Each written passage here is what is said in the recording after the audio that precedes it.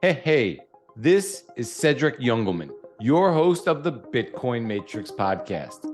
This episode with Matt Odell on science fiction, personal responsibility, freedom tech, privacy, Snowden, Assange, staying humble, stacking sats, and surviving a chaotic post-truth world is brought to you by River Financial.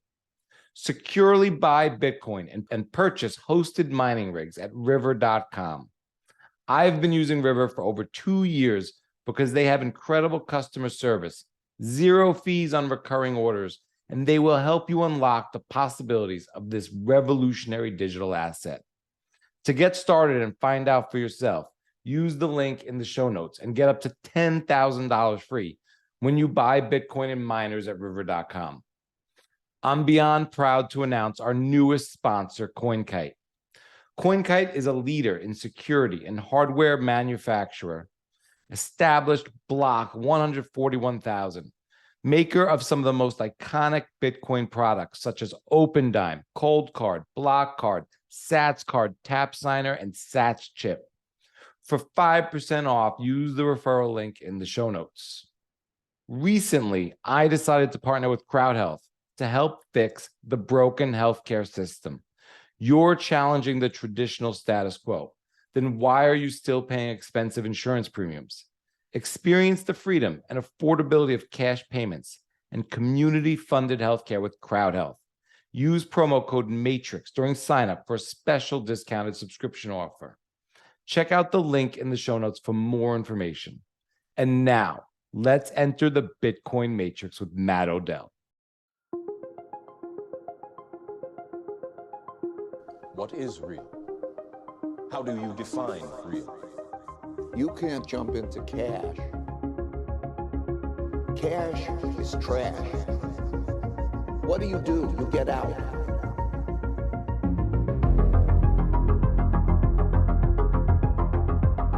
Matt Odell is a Bitcoiner who cares deeply about privacy and freedom tech. Matt is the host of Citadel Dispatch and the co-host of Rabbit Hole Recap. Matt is also a co-founder of Bitcoin TV, OpenSats, and Bitcoin Park. He is a venture partner at 1031 and an advisor to BottlePay, Bitcoin Magazine, Swan Bitcoin, and many other Bitcoin-focused outfits. Matt is also the propagator of the meme Stay Humble and Stack Sats. Matt Odell, welcome to the Bitcoin Matrix podcast. How are you? Thanks for having me, sir. It's a pleasure. Yeah, man, it's definitely the pleasure's all mine. I'm a big fan. You're my wife's favorite Bitcoiner, and I think you're a lot of people's favorite Bitcoiner. My enjoyment of your work really goes back to TFTC, Tales from the Crypt, with Marty. I came into Bitcoin, and my content and podcasting shifted from really Mark Maron, What the Fuck with Mark Maron, and really then into just Bitcoin podcasts, sort of then guest shopping, and then into TFTC and Rabbit Hole Recap. And I would really get a kick out of when you were just in the room. I didn't understand at first what was going on. I didn't know if you were like a part of every show or some shows or when you would be there. I particularly enjoyed the show with American Hodl. It's a big inspiration for what I do. And yeah, and I mean, just a great one for the bear market. So that was the launch of American Hodl. No one really knew who he was at that point. Yeah, I remember that. I think it was the first podcast he did, and it was super exciting because he was just blowing up on Twitter, and he was kind of keeping us all through the bear market with his awesome memes. So, but even before all that, I'd love to get into your interest in sci-fi books, reading. If you could maybe remember what some of your favorite sci-fi books were before you even got into Bitcoin, and what they meant to you.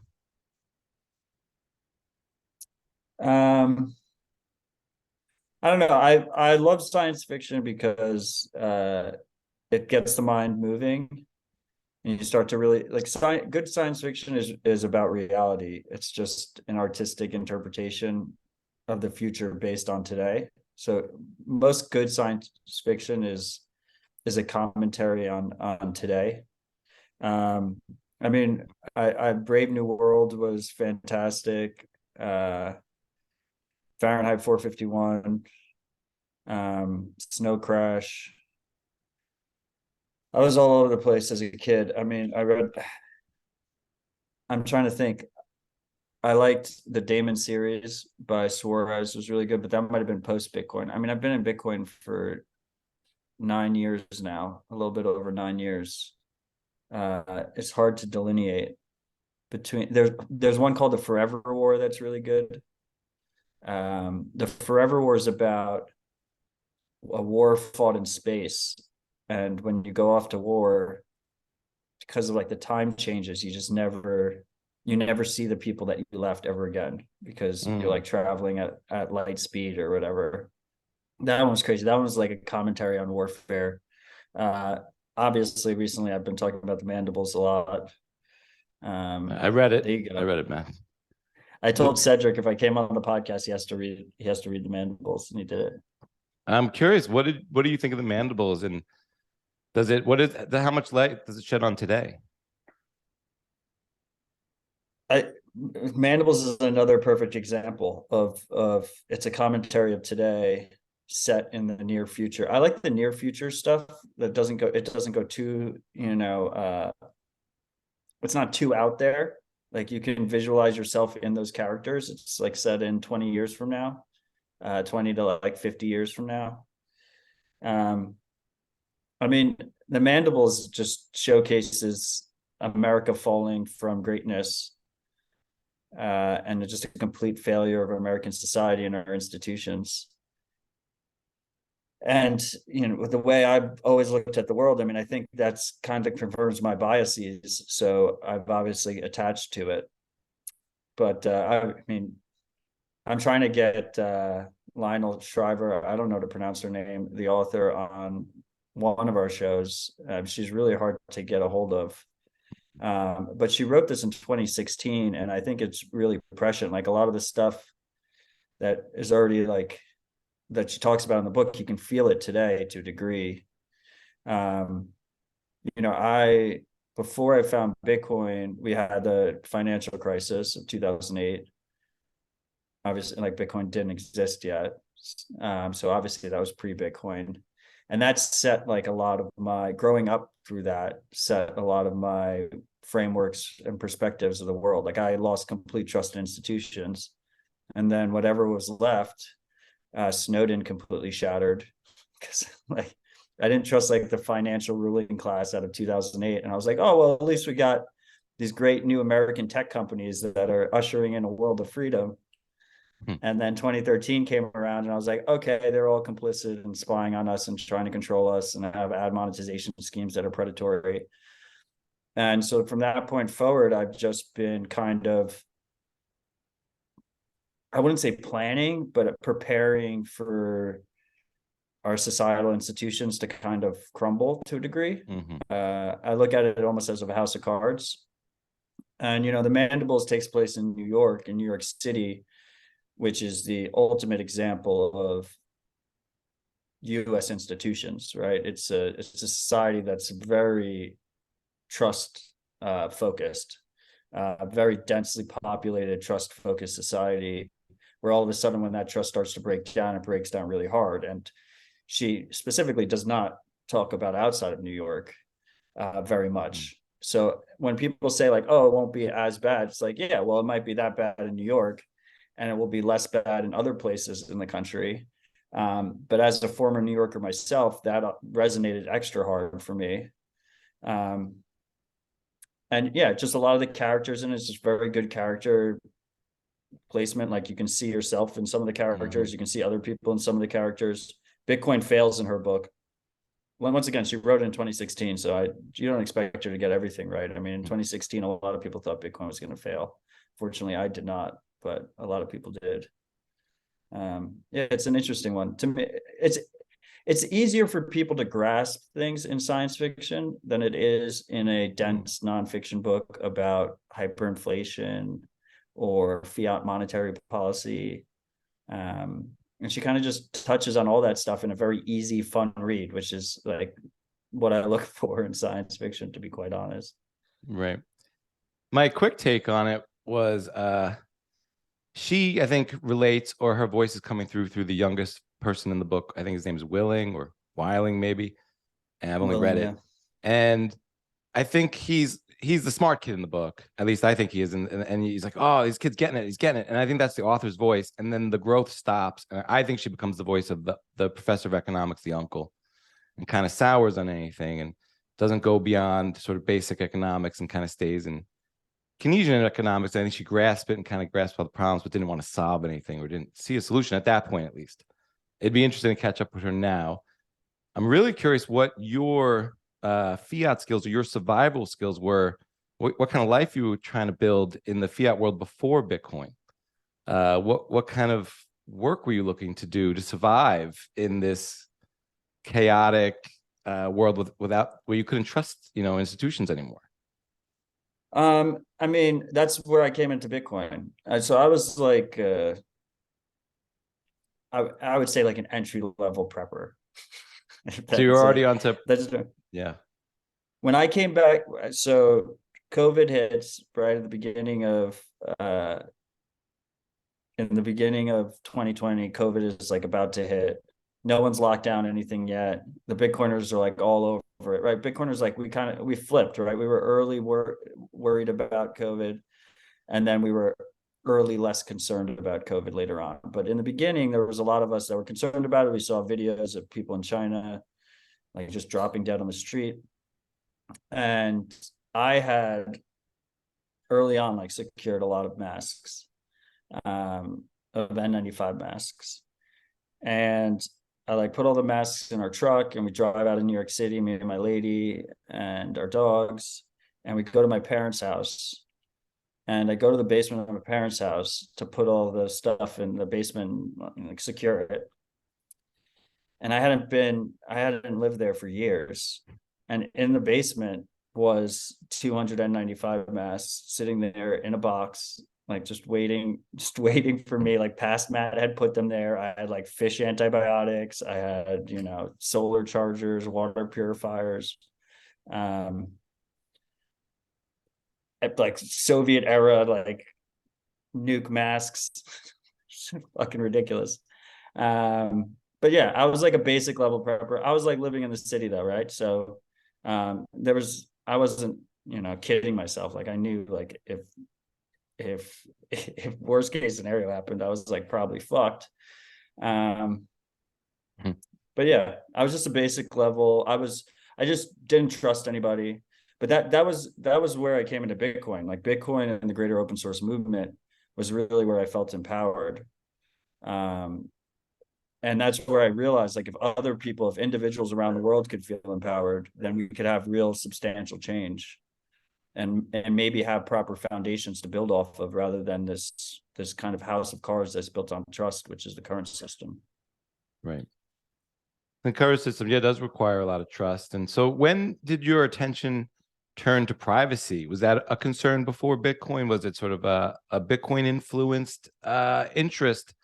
Because there's so many different avenues you could take and explore Bitcoin and different things you could advocate for. When did you really turn your attention to that? So Snowden dropped in 2013. I was all over the Snowden leaks. Like I couldn't read too much about the Snowden leaks. I read like all the WikiLeaks dumps, like all the diagrams, all the editorials that were written up afterwards about it. I would watch his interviews. I was really because I was a nerd and I really like technology. And I was just super engrossed with the Snowden materials. And that came out a little bit after I had gotten into Bitcoin. I got into Bitcoin like early 2013 was when I really got into Bitcoin. Like 2012, I dismissed it. I looked into it a little bit, dismissed it, but 2013 is when I was like, oh, there's actually something here. And at that time in Bitcoin, there was actually a real focus on privacy, like in Bitcoin Talk, like Bitcoin Talk at the time, Reddit, IRC chats, everyone was using NIMs. People were very focused on privacy. No services required KYC. There was a very strong self-custody culture. Gox then collapsed later in, I guess, late 2013 is when they like closed withdrawals. And then like they collapsed over 2014. So there's a very strong self-custody culture. then in, I want to say 2014 or 2015, Coinbase got sued by the IRS. And they got sued by the IRS, and the IRS wanted a list of every single customer they had and all their buy history, sell history, and all their withdrawal addresses. And Coinbase fought it. And I think like early 2017, they ultimately lost that case. And they gave up information on 10,000 users and all of their withdrawal addresses. And at that point, I started, really going down the actual specifics of on-chain privacy, on-chain heuristics that the surveillance companies use, and like how they track things on chain.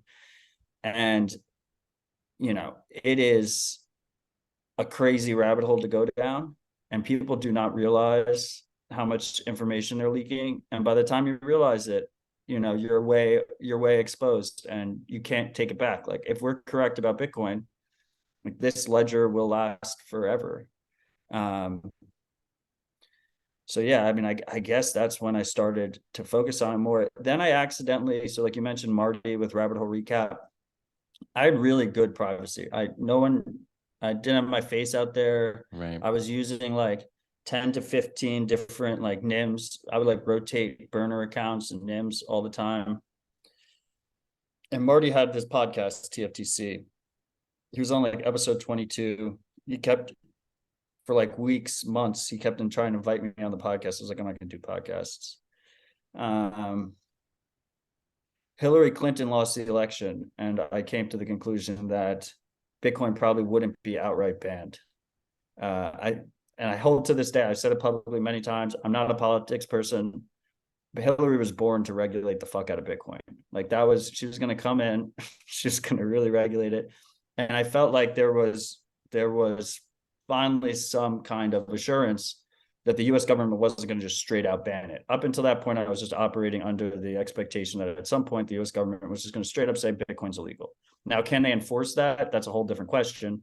But I thought they were going to try. And I let Marty seduce me, and I came on the podcast. And we did this first rip.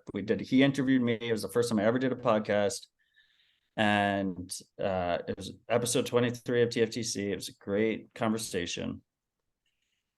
And he convinced, he came to me, he's like, everyone's like loving the show. Like, do you want to do like a weekly news show? And I was like, we call it Rabbit Hole Recap.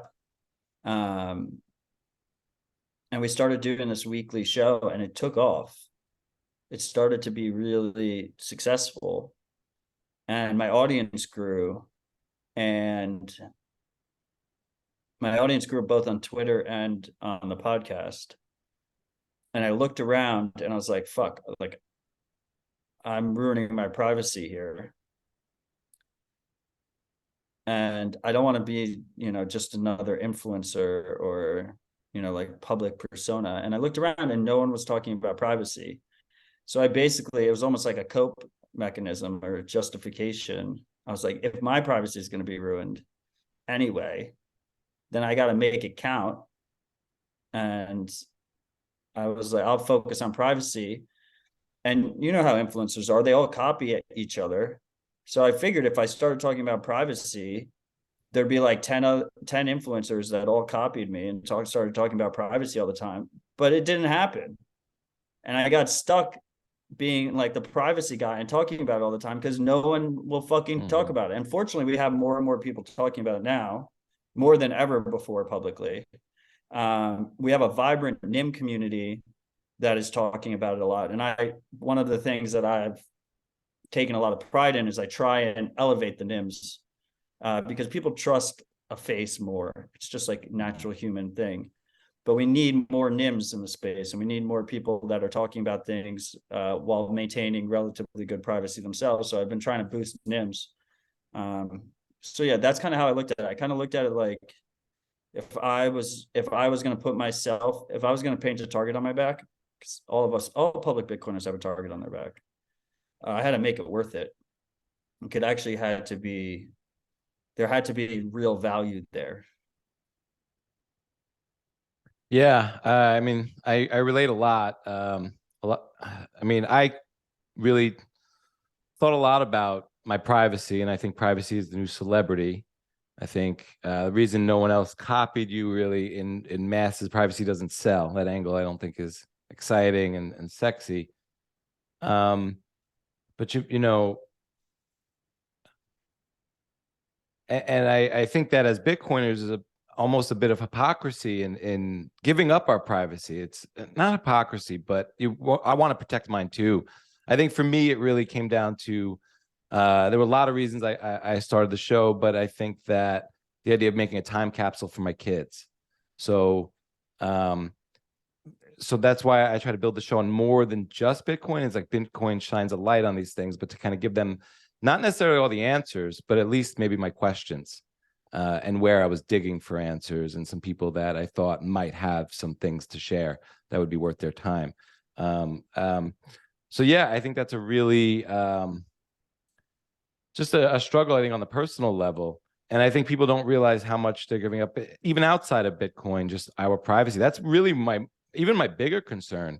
It's interesting because you throw the weight of the infinite ledger that's recording everything, and I think as more time goes on in Bitcoin, each and every day, and block gets more and more inevitable, that will come to fruition. But before that, I think there's going to be a lot more privacy attack vectors outside of Bitcoin that are Oh, not. 100%. Yeah, and I People think have Cedric, people have wiretaps in their home, in their kitchen, that they use as cooking timers that are connected to cloud servers. I can't walk my dogs through my neighborhood without being on a million cameras that people are putting up in front of their doors, just pointed out on the street, that are connected to Amazon, which is inherently a surveillance company. They monetize data. That is their business model. People send their DNA out to companies and have no idea what's happening to. They're doxing their future grandchildren and they're not even thinking about it. We've never been in this situation before. Humanity has never had so much of their lives recorded, surveilled, and digitized, stored forever insecurely. And what's going to happen is, like, I have doomer optimism with this stuff. Like, people are just going to get burned. Like, we're just going to get burned over and over and over again. Their whole lives are on social media. That was one thing I got rid of, like, very early on, before I was ever a public Bitcoiner. Like, the only social media I have is Twitter, and I try and keep it just Bitcoin.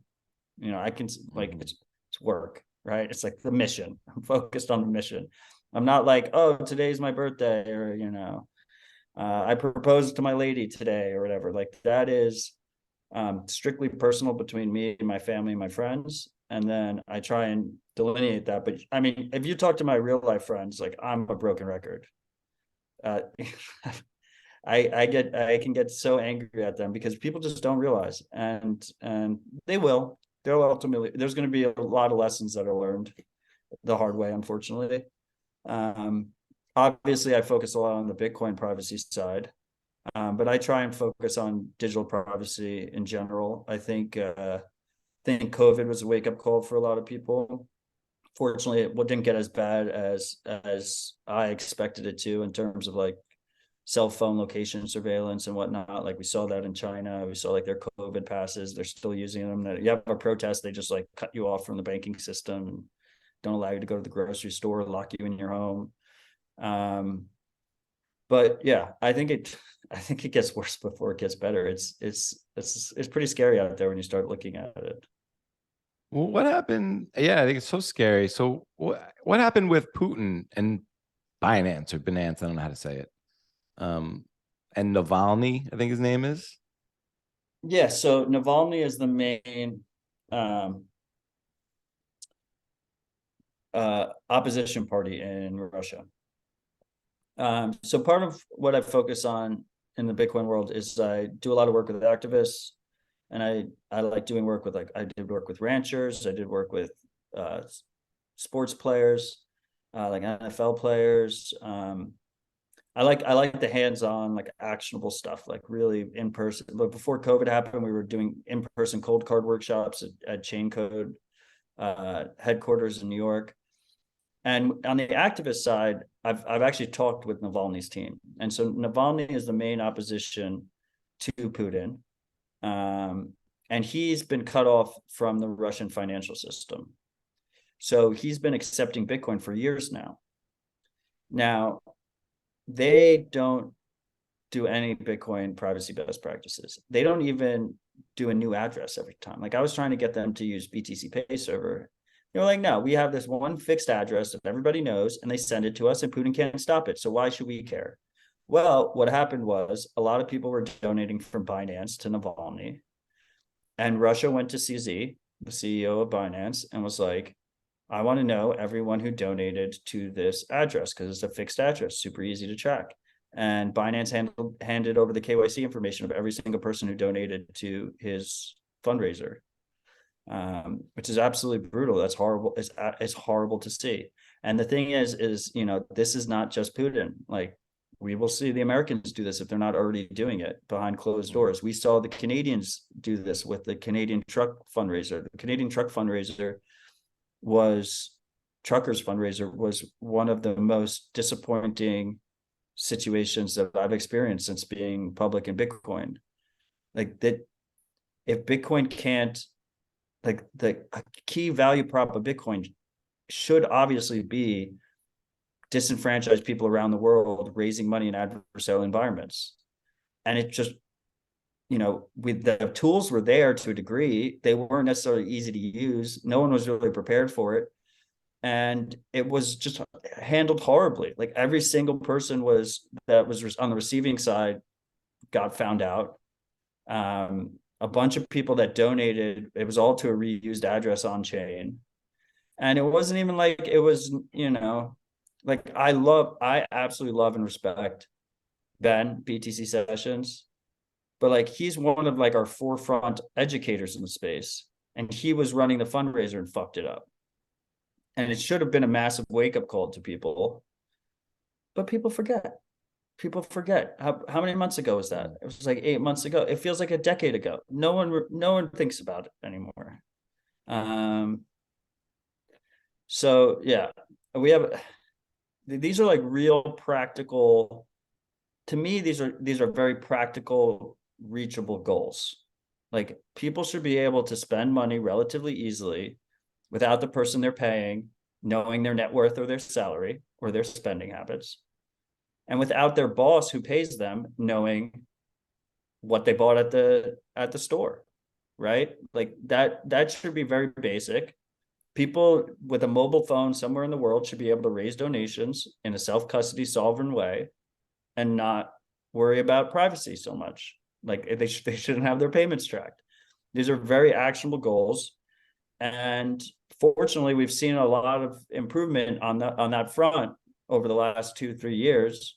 But sometimes when you're neck deep in this stuff, it just feels like it's going really slowly. And right now, like the main thing is education. Like we just need a lot of education out there, because if people aren't aware of the information they're leaking, then it's just so much more dangerous. Like the first step is for people to realize that Bitcoin isn't private by default, right? The first step is to realize that, your Alexa is recording everything you're saying in your kitchen and it's stored on Amazon servers, right? The first step is actually education, explaining to people what they're up against, like what they're leaking. And then after that, then we need good tools. Then we need good onboarding to those tools. And ideally be in a place where those tools don't require 2 hours of education, right? Like they should be, you should be able to install an app and the example I always use is Signal, right? Because Signal, like a privacy purist has all these complaints about Signal, the encrypted messenger. It uses a centralized server. You can't run your own server. It uses Intel's closed source chip for encryption. It uses phone numbers. But ultimately, at the end of the day, it's just a really good messenger that does all the things you expect a messenger to do. And people can just install it on their phone and use it, and they have substantially better message privacy, chat privacy. And like that's what I really want to see more of in the Bitcoin space. And there's a lot of my focus has been in terms of supporting builders and supporting projects is those kind of tools that are just very practical, very easy to use. Everything has trade-offs, but that makes, a trade-off balance where privacy is at least considered and focused on. with Binance, I wonder. Makes me think of all this stuff. I just see it, in retrospect. Maybe it's entrapment, and it's a setup. They're dangling decentralization, but just like any other centralized system, or even with decentralized blockchains, they can still see what's happening, and maybe it's a trap of some kind. I also think with leaking data, I think people don't realize how much that impacts algorithms and what they see and what they consume and how much that drives us. My kind of final thought on this whole topic, though, or not really final thought, but really to cap this segue is, do you think they're ever going to put Bitcoiners in jail? Are you through that hurdle in your mind? And I remember, your conversations with COVID with Marty, and because I think you guys were 6 to 8 weeks ahead of society in terms of that conversation, and it was really fascinating because I was like, you go through withdrawal in between shows, you consume a bunch of information on Twitter, and then be like, I wonder what Matt and Marty think of this and where they are in this dialogue and their growth in this conversation. So do you think they're going to make us into terrorists and put us in jail? Is that got a greater chance than zero? So you mentioned that one of the reasons you started this podcast is because it's a bit like a time capsule. That's what I love about Rabbit Hole Recap. I mean, we've done it for over 4 years straight every week. So like you can go back, people can go back. I'm going to go back in 10 years. You could see every week how we were thinking, right? I really thought our quote unquote terrorist moment was going to be the Canadian trucker debacle. For better or worse, I think we kind of fucked it up. So Bitcoin didn't look like that powerful of a tool in the situation. Also, the Canadian government stepped back and they didn't press forward. I expected them to press forward. I expected the US government to come in and step in and push forward as well, because a lot of the fundraising, even the fiat side, like there was a Christian site that was raising funds for them and stuff, was getting funneled in from the US. There was a lot of money coming in from the US. So the US government never really stepped up to that. Now, I'm still operating under the assumption that it's way above zero. And I will say not an outright Bitcoin ban. I think an outright Bitcoin ban is zero. What I say is private Bitcoin usage. And I don't mean the people that are using collaborative transactions like coin joins or privacy focused Bitcoiners. They'll be under the gun as well. I mean anyone who's holding self-custody, using their own node, making their own transactions in their quote unquote unhosted wallet. We're already seeing that terminology get thrown around, which is ridiculous. There's only one kind of Bitcoin wallet, and that's self-custody. Everything else is an IOU on an exchange or custodian. So I can see heavy crackdowns on self-custody usage.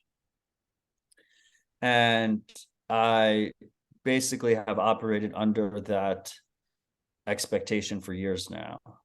I mean, and it's, it's part of the reason why I'm all in on Bitcoin, is because I don't think you can move between the two systems, maintain any kind of level of privacy, and be guaranteed to get back into Bitcoin. I think at some point overnight, like they can cut the gates. It's right now, it's extremely easy for all the regulated on-ramps, at least. It's extremely easy. Then you're just stuck with mining, which is already under the gun to a degree. We've never had so much mining in the US. It should be interesting to see how that develops. And P2P trades and circular economy stuff. That's why circular economy is so important. We need to get to a point where people aren't buying Bitcoin, they're earning Bitcoin. People aren't selling Bitcoin, they're spending Bitcoin. The sooner we can get to that point, the more robust our ecosystem is, because you don't have these centralized on-ramps that you can just crush. And what people don't realize with these things is they're not going to go door to door and, put a gun to your head and break your kneecaps and say, give me your cold card. They're going to say that if you don't report, one potential is if you don't report every transaction you make, and if you don't disclose every year exactly how much self-custody Bitcoin you're holding, then you're a criminal. and then you're just criminalized. Private Bitcoin usage is criminalized. Then comes the step for enforcement. And the enforcement step is, you make an example out of a couple big people, you catch them in a lie, and then 95% of people will comply. We saw during 2020, they closed all the small businesses. Small businesses are the most loved businesses in America. Very few people bat an eye. They all just went along with it. You think Bitcoiners are going to have more sympathy than small businesses, particularly if we're in a situation where we're facing some kind of societal collapse and Bitcoin is doing well during it? We're going to be the best scapegoats ever, right? So that threat is a very, very real threat. And they're fine if you're just holding Bitcoin on your KYC regulated exchange, maybe making payments directly from it. You have like a strike payment to an open node merchant, and everything is all recorded and whatever. They'll be completely fine with that. And there'll be certain Bitcoiners that are like, finally, we have regulatory clarity. In that kind of situation, Bitcoin might actually pump. Like Bitcoin would be under attack. Private Bitcoin usage would be under attack. And Bitcoin might pump in that situation. That freaks me out. Like I think about that all the time. Yeah. I think about sort of what you were saying. I think even Bitcoin Tina said it. Maybe he said it on Tales from the Crypt, but this mixture of best case, worst case scenario, inflation gets exported to Bitcoin. So it doesn't show up in consumer goods and production. And then the attack on Bitcoin commences as, where'd you get all this free money, this magic internet money? You guys are, evil for having all this money when we all need the money and you're hoarding money now, etc. Exactly. That sort of attack. And that brings me to your latest piece, Survival. Came out a week and a half ago. What was the inspiration for this piece in particular? So I used to write a lot. And then I stopped. And then I wrote one piece in 2020 for Delphi Digital. They had a halving report that I wrote on privacy. And so that Delphi Digital piece I wrote in 2020 was the only long form I had written in like 6 years or 7 years. And then, a couple of weeks ago, I was like, so I had focused on Twitter and podcasts. And the reason I like it is because it's very on the fly. Like I can just go with it. It doesn't require a lot of necessarily, I'm not going to say it doesn't require thought because it definitely requires thought podcasts. But like the way I like doing podcasts are completely unedited, stream of consciousness kind of things. And that's the way I do Twitter, very short form, stream of conscious type things. And long form is more deliberate. So like I actually had taken like an active approach to like kind of move away from long form. I was taking up too much of my time. And I decided to come back to it. And basically like that piece is, this is my first bear market where I'm full-time Bitcoin, where I'm not working a fiat job.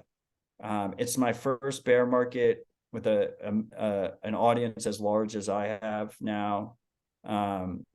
It's my first bear market where I'm involved in two different funding scenarios, one for open source projects on OpenSats and the other for, actual monetized businesses with 1031 or venture fund. And there's a lot of people that are constantly reaching out to me, asking for guidance. To me, I've always taken integrity and authenticity super seriously. But it's heightened. It's definitely heightened. I've always felt a burden, and I've always tried my best. But this bear market, the burden feels significantly heavier. And with the chaos that was coming out of FTX, and the contagion that was coming out of FTX that was affecting everything else, I felt like I needed to get my thoughts on paper. And I needed to have like a relatively concise, like I don't like bullshit. I don't like fluff and waste of time. Like time is money, right? Like it's the most scarce thing we have. People think Bitcoin's scarce. Time is so much more scarce than Bitcoin. And there was just nothing, there was nothing there that I could send people that was like concise of my thoughts. I didn't want to send them a 2-hour podcast. I didn't want to tell them to go listen to Rabbit Hole Recap. I just wanted to have like a nice, concise 1,000 words or whatever it was of my current thoughts on the market and the current state of Bitcoin and my plan going forward. And that's how that piece came about. I just sat down that Sunday and I just kind of wrote it over a couple hours and pressed, and like I spun up a blog for it, and I pressed send. I think it's great. And, you know, I guess you're not working any fiat jobs, but I think you got 5 Bitcoin jobs, maybe more. I think of this as a bear market survival guide, but at the end of the day, it's kind of a life survival guide. And I'll relate that in 2 ways. You tweeted out today, stacking sats is not a trading option. It is an exit strategy. And I'd tweak that a bit and say it's a survival strategy. And what I'd add to that is what CK from Bitcoin Magazine has kind of been harping on, and I say that in a good way, is that we're all not bullish enough. And what I think he means by that is, if you've been stacking any amount of sats with any amount of persistence, consistency, or dedication for any amount of time, you probably have enough sats, and hopefully they're in cold storage, that if you get that amount of sats to 2030 and you and your family intact, you're going to be in amazing shape. But that's going to be really hard to do. And you don't want to get over your skis and maybe have too many sats or have them leveraged or collateralized or in some way, in a way that you're not going to be able to get them all there. And I don't mean that you got, you know, a life emergency and someone's really sick and you got to take care of them. I'm talking about just stupidity and bravado. So that brings me to, you know, the theme of the piece, I think, is personal responsibility and survival. But what are some of the differences that you see in this cycle with gamblers and what gamblers are allowed to do in bull versus bear markets? So, I mean, actually, like, these aren't really new thoughts. I kind of just pulled them all together. And I even link in the post, I linked to a bunch of tweets that are just like I said, stream of consciousness tweets all throughout the years. And I kind of, like, the way I did the piece was like, I basically connected them all with context and like just a little bit of a flow to bring it all together. But yeah, Cedric, I mean, I've been in Bitcoin for almost a decade now. And it's always been a game of survival and personal responsibility. Like, that's true in the bull market, that's true in a bear market. It's especially true in a bear market, but it's especially true when people have, one thing I've noticed is it's extremely effective in terms of actual engagement of ideas, not like engagement like likes and retweets, like actually people like taking in new information and new perspectives when they're in pain, when they're learning a lesson on risk management. And, you know, what's the quote? It's like, never let a good crisis go to waste. But I don't mean it in like the evil puppet master way, right? Like, this FTX situation for this current generation is their Gox moment, right? It's their reckoning. It's them coming to terms with how important personal responsibility is in this space and how no one will look out for us and we have to look out for ourselves. And it would be a waste. It'd be a waste not to hammer that point home while it was fresh in everyone's minds. Like I saw with the Canadian truckers was a perfect example. Like I should have had, and I tried, like I have a dispatch app that's great. It's like, it's just start to finish how to raise funds in an adversarial environment via donations, right? But I should have hit harder during that period. I was actually like kind of frustrated and upset a little bit too much, and that's why I didn't. But I didn't want that to happen this time around. And I think it was important for me to put my words on paper. And even if even if it's only 5 or 10 people that listen to it and realize it's about, this whole thing is about personal responsibility and survival, like that's a win. They'll go and talk to 10 more people themselves, who will go and talk to 10 more people. Like that's how this thing scales. And that's kind of how I looked at it. I mean, people have massive survivorship bias. Like you think, like people see these crypto traders on Twitter, and they're like, this guy has, absolutely crushed it cycle after cycle. It's like, yeah, okay, maybe he has, but there's like 2,000 of those guys that all got wrecked through the cycles before. Like they all got destroyed. Like my whole Bitcoin history is just littered with fallen people. I mean, there's a reason why, like you look at, there's just not that many people that are around publicly that are like more than 6 to 8 years old in Bitcoin, because most of them got wrecked. Like most people got absolutely wrecked, and they didn't have proper risk management, and they weren't thinking for the long term, and it just didn't work out for them, and it sucks to see. But like I didn't come to stay humble, stack sats by staying humble and stacking sats. Like I came to it by seeing all these people get destroyed and me getting wrecked, mini wrecked along the way multiple times, right? And it's always been about personal responsibility and survival. And I needed to put it down on paper. Yeah, it's under appreciated theme. I think FTX has a chance to be Mt. Gox times Madoff, maybe times something of a great financial crisis. I think there's just a lot more to this than meets the eyes. But I don't think people are thinking adversarially, just through all vectors of their life. I think that's key. I want to read your tweet from 2018. New money comes in mid to upper cycle during the bull runs due to hype and FOMO. They get wrecked.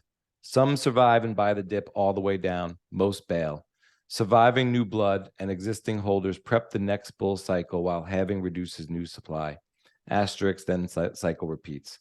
I mean, yeah, I really, it was interesting that you wrote that in 2018. That's why I bring it up, just because you have been putting these things out there for a long time. That's kind of when I was making the big, I went through that. I came in late 2017. I don't think I got wrecked, but I got to buy in early November, ride a nice wave, then figure out what I had on my hands, and build conviction from there. So your other tweet from March 5th, 2021, Bitcoin has a tendency to humble those who fuck around with leverage. So what happened, or what's up with DCG, Grayscale, and Genesis? So first of all, I don't block anybody on Twitter, and I don't delete any tweets as policy. So there's a lot of good takes in the past Odell tweets, and there's a decent amount of bad takes in there, and I'll own those tweets. But just full disclosure, I think it's important that we, once again, a time capsule. Like I just hate going back to old threads and just seeing all the deleted tweets. Just like fucking own your existence, own your thoughts. None of us are perfect. Be humble enough to realize that. In bull markets, the people that look the smartest are the most degenerate, horrible risk management people. They always do the best in bull markets. Most of them cannot survive after the bull fades. Some of them do, and those are like the really scammy people most of the time, because they'll like launch an ICO and then they'll funnel all their money into Bitcoin, and then they'll hold the Bitcoin through the cycle. Like the EOS guys ring a bell to me on that one. Like EOS completely failed, but they were smart enough to realize that they should hold Bitcoin instead. And now their company Blocked Out One has, one of the largest Bitcoin treasuries in the world. They have like 140,000 Bitcoin. But most of these people just get absolutely wrecked. But on paper, they look amazing during the bull cycle. And they trick a lot of people that should know better during the bull cycle. I remember this in 2017. For me, in 2017, like when the ICO craze was happening, like I opted out of all that shit. I was like, this is all bullshit. And I was just watching just like college friends and stuff, and people on Twitter, like they were just making hand over fist, like just tons and tons of money on paper, like in all this ICO bullshit. They were launching like hedge funds where they were like trading shitcoins that we don't even know that anymore, like they don't even exist anymore. And I was like, am I the crazy one? And sure enough, like 2018 came around and I was like, I'm not the crazy one. That's good to know. Like, but yeah, gamblers do better in bull markets. DCG is an interesting one because Barry came in already very successful and came in early to Bitcoin. Like he had second market, which allowed people, Barry Silbert, of DCG, of Digital Currency Group, had second market, which allowed people to trade illiquid private stocks before they went onto the stock exchange. So like his big one that made them a lot of money was Facebook. Like you could trade Facebook shares before they IPO'd to the public. And this was on his exchange called Second Market. So he took all that money, he took a lot of that money and he moved it into Bitcoin and started building his empire. Like DCG is an empire. It's an empire of mostly failed companies, but it's an empire nonetheless. Like if you go to their website, I think it's dcg.co, it lists their portfolio. There's like 150 different companies they've invested in through all walks of the ecosystem. They bought CoinDesk when it was failing. They basically used it as their PR arm, where like no one could justify purchasing CoinDesk, but they could because they had all these companies in the space. So like as long as they were providing coverage to their companies, they had a value add there. Then they launched GBTC, which is this closed-end fund that was supposed to resemble like an ETF where it holds Bitcoin. You buy GBTC on the stock market and you get some exposure to Bitcoin. But it was a closed-end fund, so you couldn't get out of it once you were in it. Like you could put Bitcoin in, but you couldn't come back out. And then they rinsed and repeated that. They did it with a bunch of shitcoins. They have like an Ethereum Classic one. They have a Zcash one. They have a regular Ethereum one. I think they have like 10 of them. There's all these different ones. And they were just minting money. Like they had 2% management fees on them. And they were just making a shit ton of money. And they have this trading desk and lender called Genesis. Genesis did big OTC deals for people, still does. Big over-the-counter deals between private buyers. I'm selling Bitcoin, I have cash, let's do the deal. And they also did a bunch of loans. And they were brokering loans, and they were also taking on their own debt and getting quote unquote yield from that, interest from their loans. And in this process, GBTC, during the bull run, the most recent bull run, GBTC had so much demand because there was no ETF that people like Bitcoin Tina, who didn't want to like hold their own keys or buy actual Bitcoin, or institutions that just wanted to just ask their broker to buy Bitcoin, were buying GBTC. And what was happening was GBTC was trading at a massive premium to Bitcoin. So if you bought GBTC, you're actually paying more for your Bitcoin than if you bought regular Bitcoin, if you bought real Bitcoin. So Barry, being extremely greedy, decided that this was a great profit-making opportunity. He was already making amazing money off of minting the management fees, but he was encouraging people, and he was doing this on trade himself, is my understanding, to buy the GBTC and then take a loan out with the GBTC as collateral.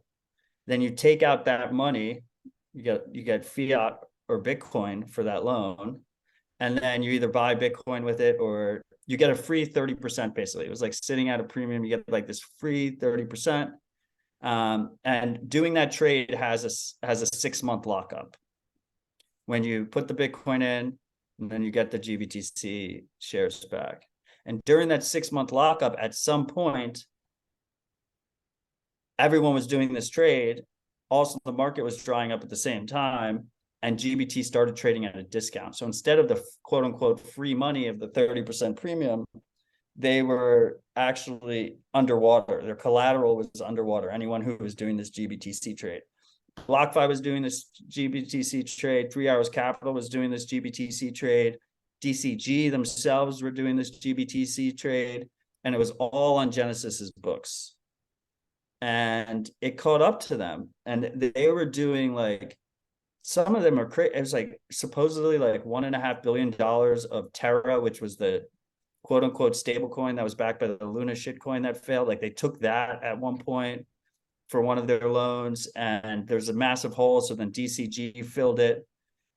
So anyway, there's going to be, we'll see what happens with DCG. I don't pretend to know what's going to happen. I know they're in a world of hurt right now. The other thing is Digital Currency Group didn't survive the cycles through proper risk management.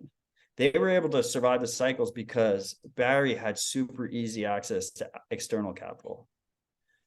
You know, the Fed had a very loose monetary policy. We had very low rates, extremely low rates. He was able to borrow money, raise equity super easy. So he could survive the cycles just fine. Like he didn't actually need risk management. I mean, everyone needs risk management, but he felt he didn't need risk management, is my take. And then the Fed started tightening, and all of a sudden we're entering a recession, or we're in a recession, depending on who you ask. And money is extremely hard to get, and all of the external capital has dried up. So if you forget everything else that we know about DCG right now, just the fact that they're trying to raise $1 billion in this environment when no one has any money to give anybody, it reeks of desperation. It absolutely reeks of desperation. And, you know, we'll see what happens. I mean, I think they're going to take a massive hit regardless. Like they probably should be able to survive. Like I said, Grayscale is still minting a ton of money with the GBTC and the other closed-end products. But he was not humble. He could have literally just sat there, just stacked. Like he was just getting management fees. It was easy money, just printing. I think right now, even at the current price, GBTC makes some like $30 million, $30 million a year. Like they were just minting money. Barry's an interesting story. I don't think I knew about the second, what you call it, second market. I knew of that exchange where, especially around, it was really popular for, I think, early Silicon Valley employees to be able to trade their illiquid shares that they got, you know, as part of their employment deal, that they weren't public yet. It's kind of an ingenious way to monetize that market and provide exit liquidity to employees. I give Barry kudos for that idea. It's interesting though. It's that he rolled it into Bitcoin, but it gives me a lot of backstory to, like, you know, maybe he found an idea that fit there, jumped into Bitcoin. But I get it. Like, I always wondered, why is he in so many shit coins? Like, why doesn't he just keep with the workhorse of Bitcoin and the cash cow? I mean, he's got this. I mean, there's so much money that even if you are, you want to be 100% Bitcoin, there are people who have money, quote unquote, trapped in their 401ks and all these vehicles that are as hard to liquidate and maybe get into pure Bitcoin. You know, it's very vague around securities law, whether you can hold Bitcoin or self-custody in your own account, and people do it. And I think that's going to work out, but you know, you got to figure out the vehicle for that. So I could see why people are in GBTC, but I didn't understand why Barry was in all this other shit around shit coins. And for me, when I got out of shit coins, it was a very ethical decision to help me sleep at night. I remember Melton Demers, if I'm saying her name right, she had a meme around the shitcoin waterfall. And I think it applies to the ICO waterfall and the NFT waterfall and all these sort of insider securities. And so whether I knew if shitcoin was going to take off or not, I had to get out. But I mean, she was a little bit hypocritical about that because I don't want to get into right. I don't want to get, but the meme, the idea with me resonated and stuck. And I took her idea, and it wasn't maybe even her idea, but I don't have to be a fan of her or follow her work or support all ideas since then. But that one really resonated, and I took it from an ethical standpoint. I just wanted to not be involved in those things, even if they were going to make me money to put into Bitcoin and do better in the short term, any of that. So around that though, with you know, Barry being greedy and trust. And so I don't want to put anyone down who has money in GBTC. I have a little bit of money in GBTC because I got some trapped 401k money. I've been working for over 20 years at my fiat career, you know, and but I'm not worried about it personally. I mean, I am, of course, aware, you know, but what I'm getting at here though is the more the real existential risks, and I'm going to ask you. So you have entities like GBTC, MicroStrategy, and even entities like El Salvador. I don't know what extent each of these own or have self custody. And even with Coinbase, I remember when their IPO came out, it was like they had some ridiculously low amount of Bitcoin on their balance sheet, and I didn't rip into that they owned, that but they not owned. customer funds. Yeah, they're not right. So that's as far as I dug, but they owned a ridiculous low amount. I don't know if they just got expensive salaries and lots of expensive couches, and they just didn't hold on to any Bitcoin and just didn't go. They were just Bitcoin. fiat maximalists. They didn't believe in right. Bitcoin. But all these people being fiat maximalists, that's what I'm getting at here. And for all those people that are looking to survive, so it's like you might have some money in some GBTC, you might feel it's trapped in your 401k, but you could pay your taxes on it, you could pay your penalties, you can get it out, right? It's great to have price exposure to GBTC, but do you think there could be an FTX situation here looming between any of these entities, like a MicroStrategy, a GBTC, and El Salvador, where they don't have the coins they think they have? Well, so MicroStrategy is not doing self-custody. I've asked Saylor that publicly. He said he's not. I know privately which regulated custodian they're using. So MicroStrategy is definitely not doing self-custody. And I think his argument there is he's a regulated company. MicroStrategy, yeah, it's got it's like reliance. It's got a big long, sure, big long wordy reason. Yeah. But I will say at the amount of Bitcoin they're holding, right? How much Bitcoin is MicroStrategy at right now? We could go to like MVK's website, Bitcoin Treasuries. It's over 100,000 Bitcoin, right? Like the amount of Bitcoin they're holding, like they're hitting exchange levels, and exchanges all do self-custody and they're regulated, right? Like Coinbase, imagine if Coinbase was using a regulated custodian. They were like, oh, we're a publicly traded company, we can't they fucking figured it out. Like, pay a team of 5 guys, $5 million and have a self-custody strategy with like multi-sig on cross continents and shit. Like people do that. Exchanges do that. That's what all the exchanges have to fucking do. So, I mean, I think I personally, I'm not a MicroStrategy shareholder, but if I was, I think there's a fiduciary duty there for MicroStrategy to do right by their shareholders and have their own multi-sig organizational setup for their self-custody. That's to each their own. That's their policy. With GBTC, so GBTC is really predatory right now because it's trading at the largest discount it's ever traded at. So like 50% down. But you're paying your 2% management fee at the full price of Bitcoin. So your management fee is actually significantly higher. Wow. Now, there's something to keep in mind here that a lot of the loans, first of all, DCG owns a lot of GBTC shares because they try to prop up the price. I don't know if you remember, like Barry would even tweet trying to, big news coming up next week, like trying anything he could do to try and prop up the price, because not only did they own a lot of GBTC, it was being used as collateral on a lot of their loans.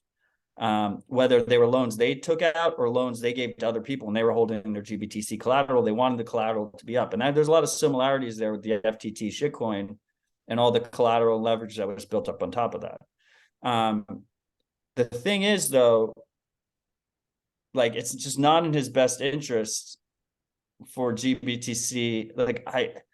It's a weird one. If you're already in GBTC, there's a scenario where to save DCG, he either sells Grayscale to someone else or he closes the fund. If he closes the fund, everyone gets their money back at 100%, at full, right? So there's a scenario where it's actually horrible for DCG, but because they lose their constant management fee cash cow, but GBTC holders end up getting a massive boon in terms of their return. So like, I'm not going to give advice to specific GBTC holders. I would say, like, if you don't have any self-custody, like consider start stacking and holding your own keys. In addition to that, consider that like a completely different investment profile. Like that's a whole different thing you're fucking doing over there. But yeah, there's scenarios where like DCG fails and then people get paid out in full on GBTC. So it's a little bit different. It's really weird that during all of this, they didn't provide proof of reserves. It'd be very easy to do. Here's the 650,000 Bitcoin on chain that we're holding for GBTC. Really weird. They said for security reasons, we can't do that. It makes no sense. And then Coinbase came out and said we were holding it, but also didn't give any kind of cryptographic proof, which is a massive red flag. But at the same time, Coinbase is this publicly traded, regulated company. I find it really hard to believe that they're just going to go out and commit fraud on behalf of Barry, even though I believe he's a big investor in Coinbase. I don't think they would do that, but who the fuck knows? And also, I hate Coinbase, but also you got to give them some kudos that they've survived all these cycles, never had any kind of major hacks, or, I mean, they can go fuck themselves for many other reasons. But they've run a decent shop in terms of not losing their customers' money. We had MicroStrategy there. El Salvador, an article just came out in CoinDesk, like there is no transparency for the people of El Salvador of how much Bitcoin they're holding, where they're holding it, or even what price they paid. They're just going based off of tweets that he sent. He sent out a tweet like, bought Bitcoin today. Like that's their disclosure. If I was a citizen of El Salvador, like that would really bother me. Like Bitcoin, I talk about Bitcoin privacy all the time, but Bitcoin is very powerfully transparent. Like there's a very unique situation here where he could actually be holding it in a multi-sig, and there could be a page where you go to like elsalvador.gov/Bitcoin, and you just see like a real-time balance of the treasury for the country with like a nice little chart, like, oh look, like our country is doing well, like our treasury is going up or whatever. He just refuses to do that, which is, questionable. And then on top of all this, by the way, like before a lot of your listeners probably even got into Bitcoin in 2017, we had the fork wars with Bcash and SegWit 2x. And Barry and DCG were on the SegWit 2x side. They wrote the New York Agreement, where they basically were like, we're the corporations and the money behind all Bitcoin's institutional players, and we're going to decide where we go. And basically a very vocal minority stopped that from happening. Like Bitcoiners stood up, sovereign Bitcoiners stood up, and they were like, we will not go along with that. And his attack failed. So why do I bring that up? I bring that up because ultimately the cool part about Bitcoin is these large holders they don't get extra influence on the Bitcoin protocol or Bitcoin network, which is very important, because in companies, the larger shareholder you are, the more influence you have. Look at Twitter. Elon fucking bought it.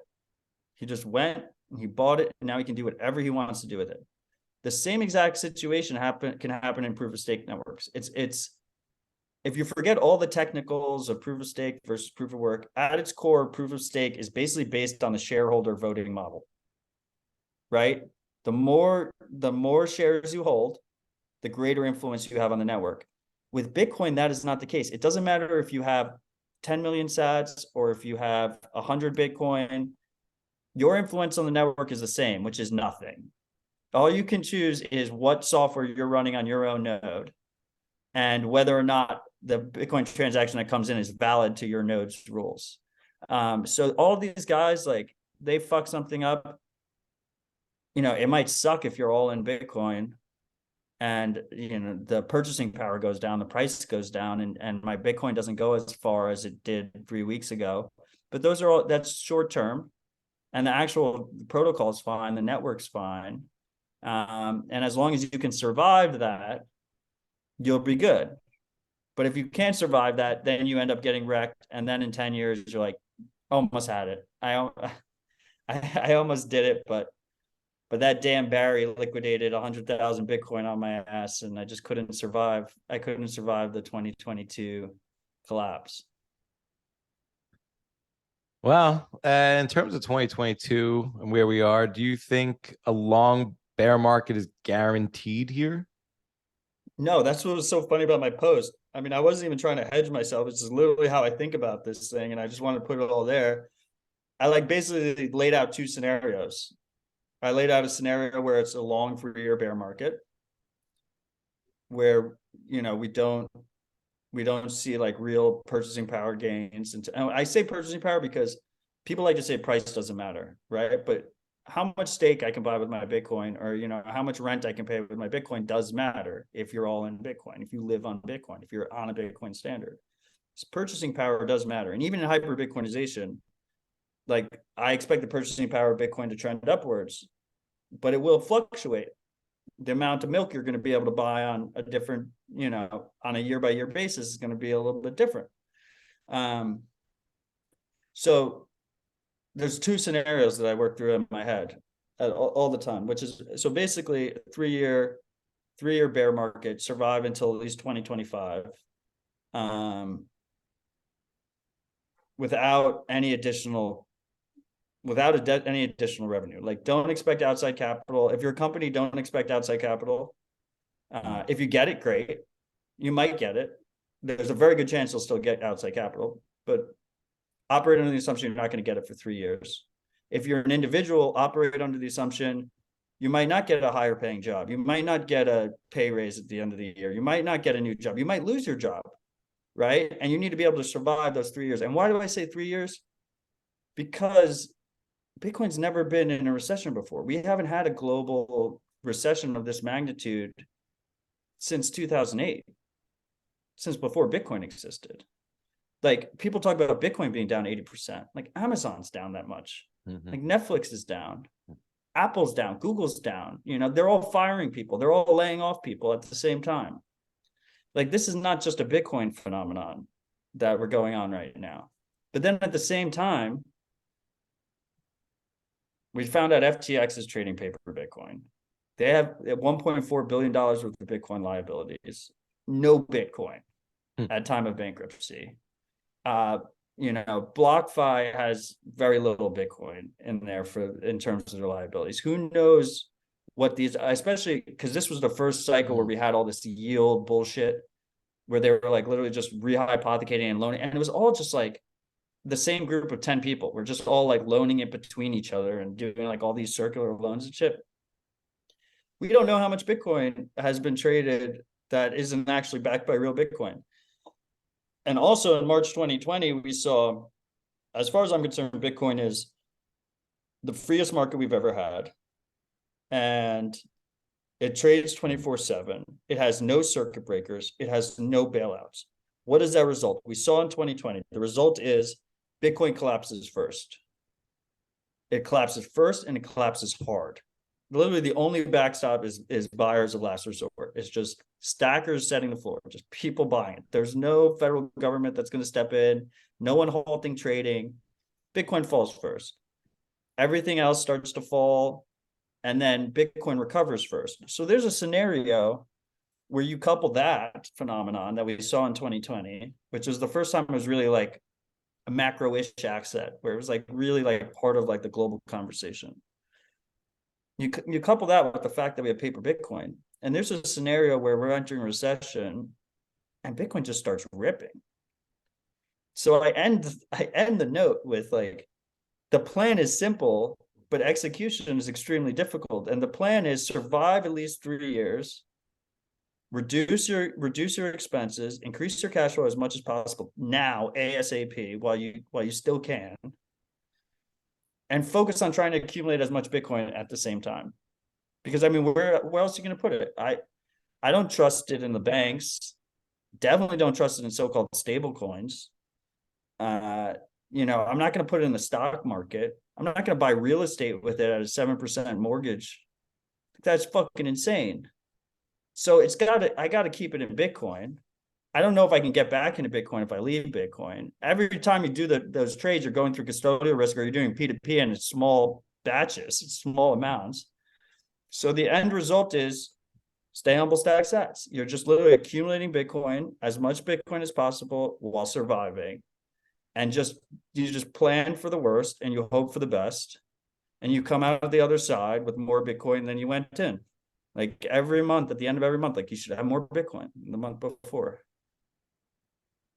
Yeah, that's the way I look at it. I want to turn to the rabbit hole recap portion of the show. Rabbit hole recap meets Bitcoin Matrix. We're gonna run through some topics here. Get a little bit more freeform, but I was at BitBlock Boom in August. Was it this August that you had Udi on? I think it was No, maybe a year ago. it was not. Yeah, maybe a year ago. It was in Dallas. That's right. It was a year ago. Two It BitBlock was Booms, 2021. BitBlock Booms on, and it was live show. It was mad funny. It was sort of Udi's return. I thought he was incredibly funny and very Andy Kaufman-esque, non sequitur style. But in terms of, you mentioned before, like owning our content and authenticity. And I think when I think about privacy, association, and even the word regret, and I talk about this with my wife a little bit, because I could have a guest on, we could talk about, I could bring him on to talk about X, Y, and Z. And somewhere we start talking about A, B, and C, and maybe I don't agree with all that. Or, maybe I don't have to push back. Maybe I'll let the audience decide. I let listeners decide for themselves what they think of content. But, especially if it's a small portion of the show, maybe I'm not going to push back there. But just in terms of association, maybe someone has great ideas and then they have some other bad ideas down the road.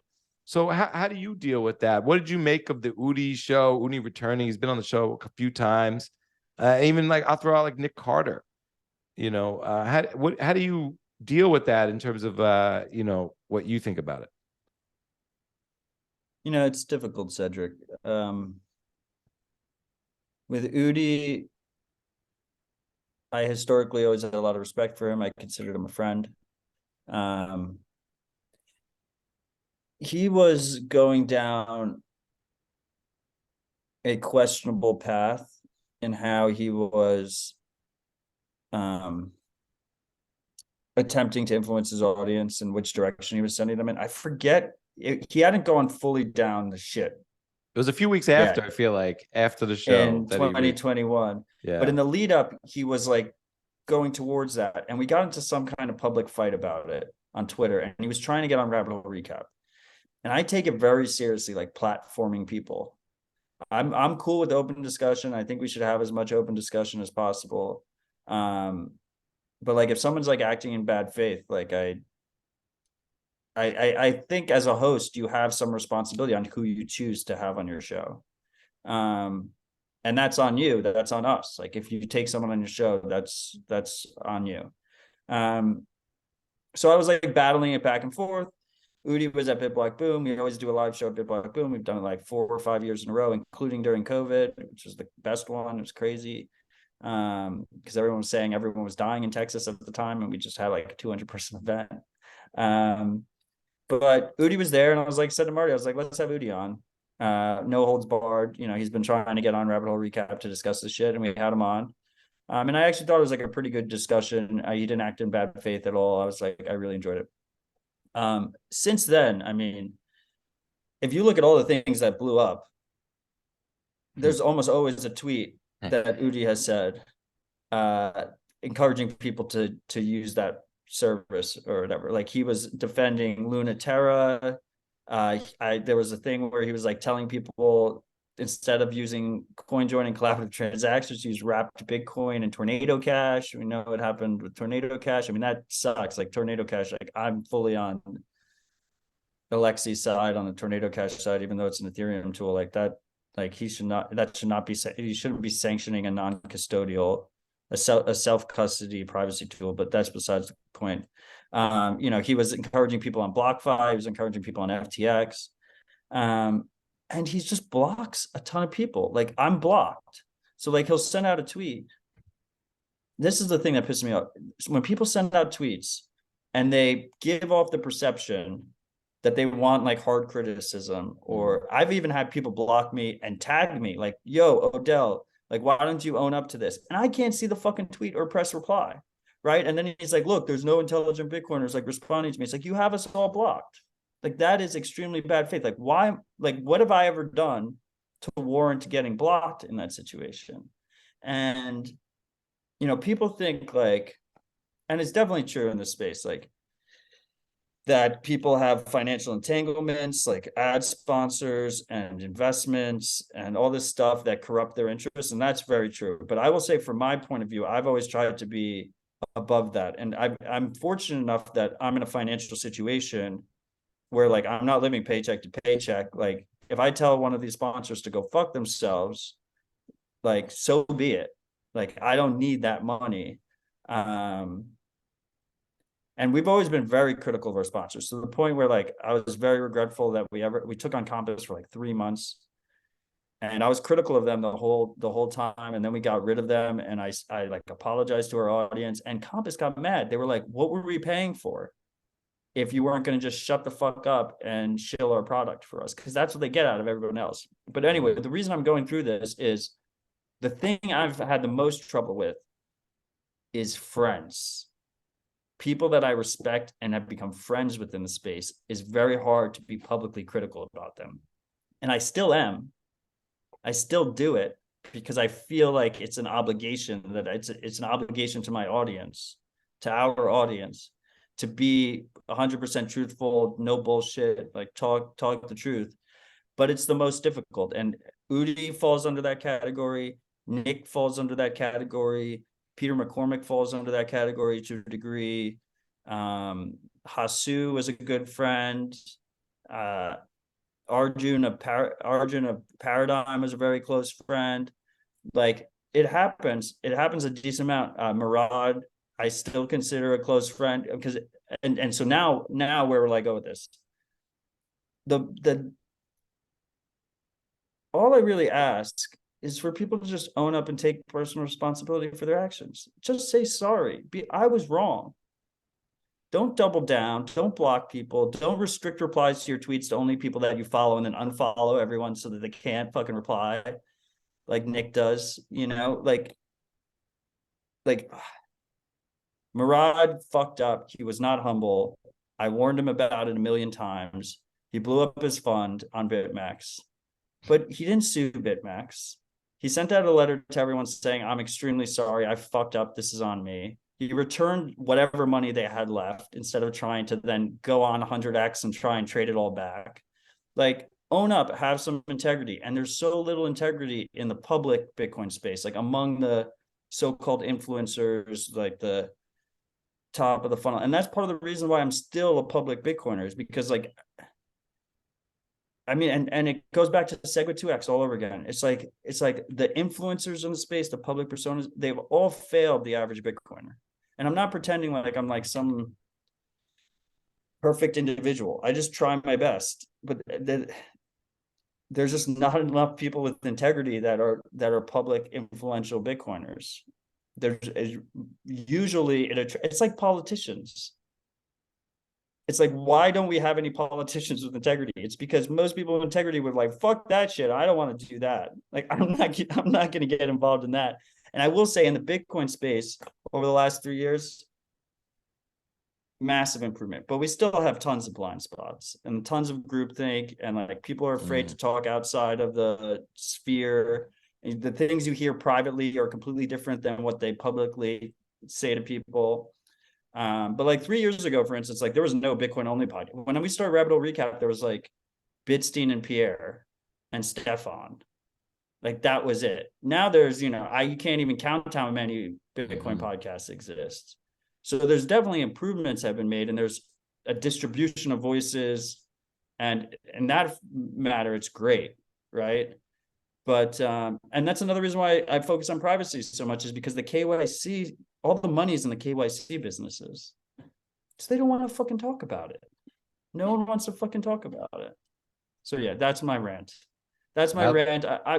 I'm not angry. I am angry, but I'm mostly disappointed. I'm like a parent who's disappointed in their child.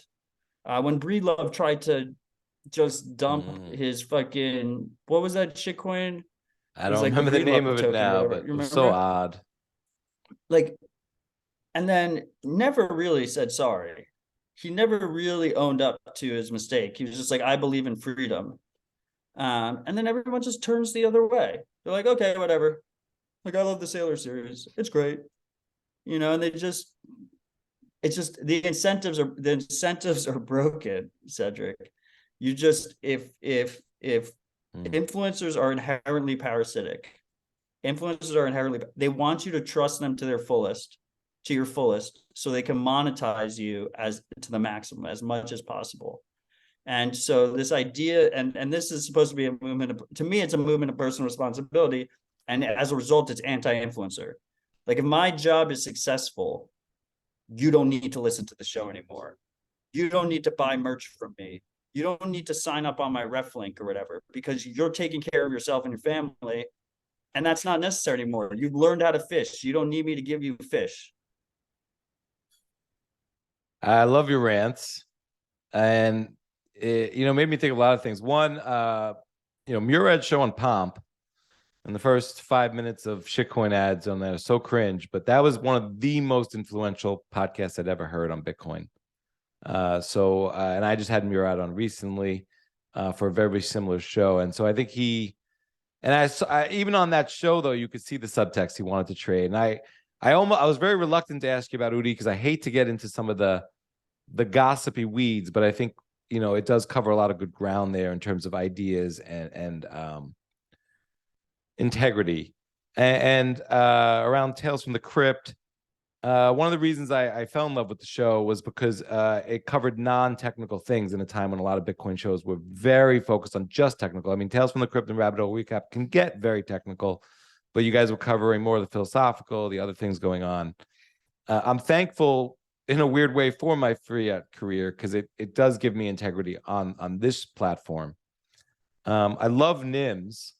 I wanted to be a NIM. I was a NIM for a little bit. I didn't understand how to be a NIM. I think it was hard to get a voice across as a NIM. I didn't understand what was going on. A lot of things were new to me on Twitter, just in terms of social media and trying to get caught up to sort of that modern communications channel and understanding it. But I didn't understand how to be a NIM, but the idea of NIMs and big Twitter being a battlefield of ideas just really resonates with me. And that's why I follow and retweet NIMs. It's not just, I don't just retweet them. I love to follow them because I think you get better signal. So my next question for you though is Bitcoin a weapon? No, it is not a weapon. Fuck that dude for trying to make that case. And anyone who is even treating that in good faith is way too naive to survive in Bitcoin, as far as I'm concerned. I recently saw look, Bitcoin is the most powerful nonviolent tool that we've ever seen in human history. It empowers individuals to defend their property rights in a way we've never seen before. It allows you to make transactions around the world without permission. You can spend, you can save, you can do whatever the fuck you want with Bitcoin. You don't need anybody's permission. You don't need to trust any third party. It's like it's nonviolent protest put into code and put into this network, this protocol. It is the farthest thing from a weapon. This guy's whole, people are so quick to call everyone they dislike a spook. He's literally on LinkedIn. It's like literally, I actually push back against people when they just immediately, someone they disagree with, call a spook, because I think it just breaks down open discussion. But he literally has the best spook resume ever. Like, he's worked at every agency. It's on his LinkedIn. He talks about it. And I guess now people are talking about how if you try and defend ASICs and Bitcoin mining as the Second Amendment thing, all of a sudden you open yourself up to export ammunition controls. I don't know. That's all lawyers speak to me. As far as I'm concerned, we shouldn't have to the regulatory protection we have as Bitcoin is opting out of the system. We should be ready for an adversarial environment where Bitcoin mining is completely illegal. Where self-custody is illegal, and Bitcoin will still survive in that situation. People can still use it as a tool.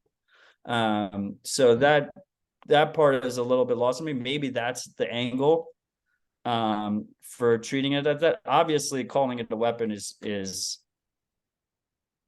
I feels like an attack on my freedom, right? Trying to label me a terrorist, right? Because I'm using a weapon. That's what it feels like to me. So how am I supposed to act civilly around someone who's trying to frame my peaceful civil disobedience as holding a weapon is just like, I'm never going to take that.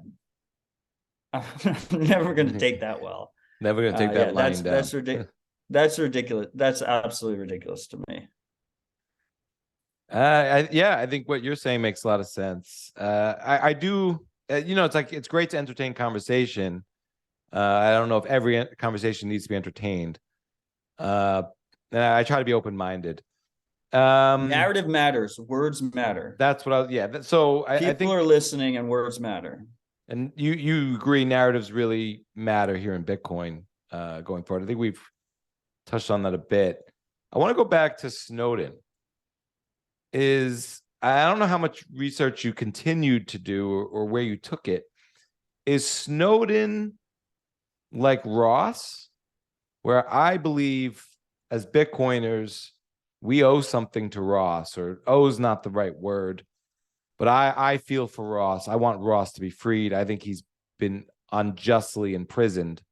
So I don't owe anything to anyone, but I care for my fellow man in that regard. And I care a lot for Ross. Is Snowden like Ross in the sense that or was Snowden a revelation in the sense that it was an inflection point and it was revelatory and we learned a lot? Or is Snowden the person like Ross? And I mean that in two ways, whether he's some sort of martyr like Ross and has given up his freedoms and all that unjustly, and whether we should be listening to what he says now. So, I think Ross was unjustly persecuted, and then prosecuted, but also I would put them all under persecuted. Ross, I would put Snowden in that bucket. I would put Assange in that bucket. I would put Alexei Pertsev of the Tornado Cash developer in that bucket.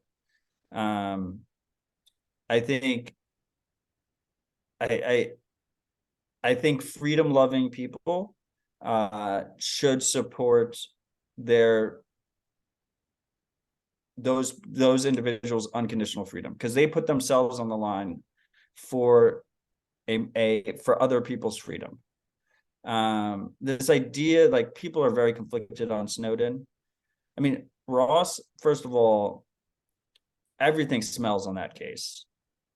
And the first thing everyone will always say is like, oh, like he murdered people. He had hits. They didn't charge him for that, right? Who was the one who said that? It was the corrupt fucking agent for the U.S. government who said that. Right. I'm not even sure if I think they broke Fourth Amendment constitutional protections when they got the evidence to get him in the first place. Like, I think it was parallel construction. Which is this idea that you get the evidence, you figure out who it is through a legal means, and then you build the case that you can actually submit to court after the fact.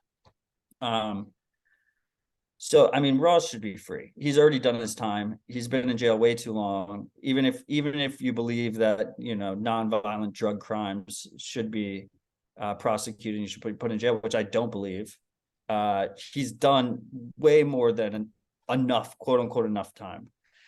Snowden is it's so interesting what a lightning rod Snowden is, like how people disagree on Snowden so much.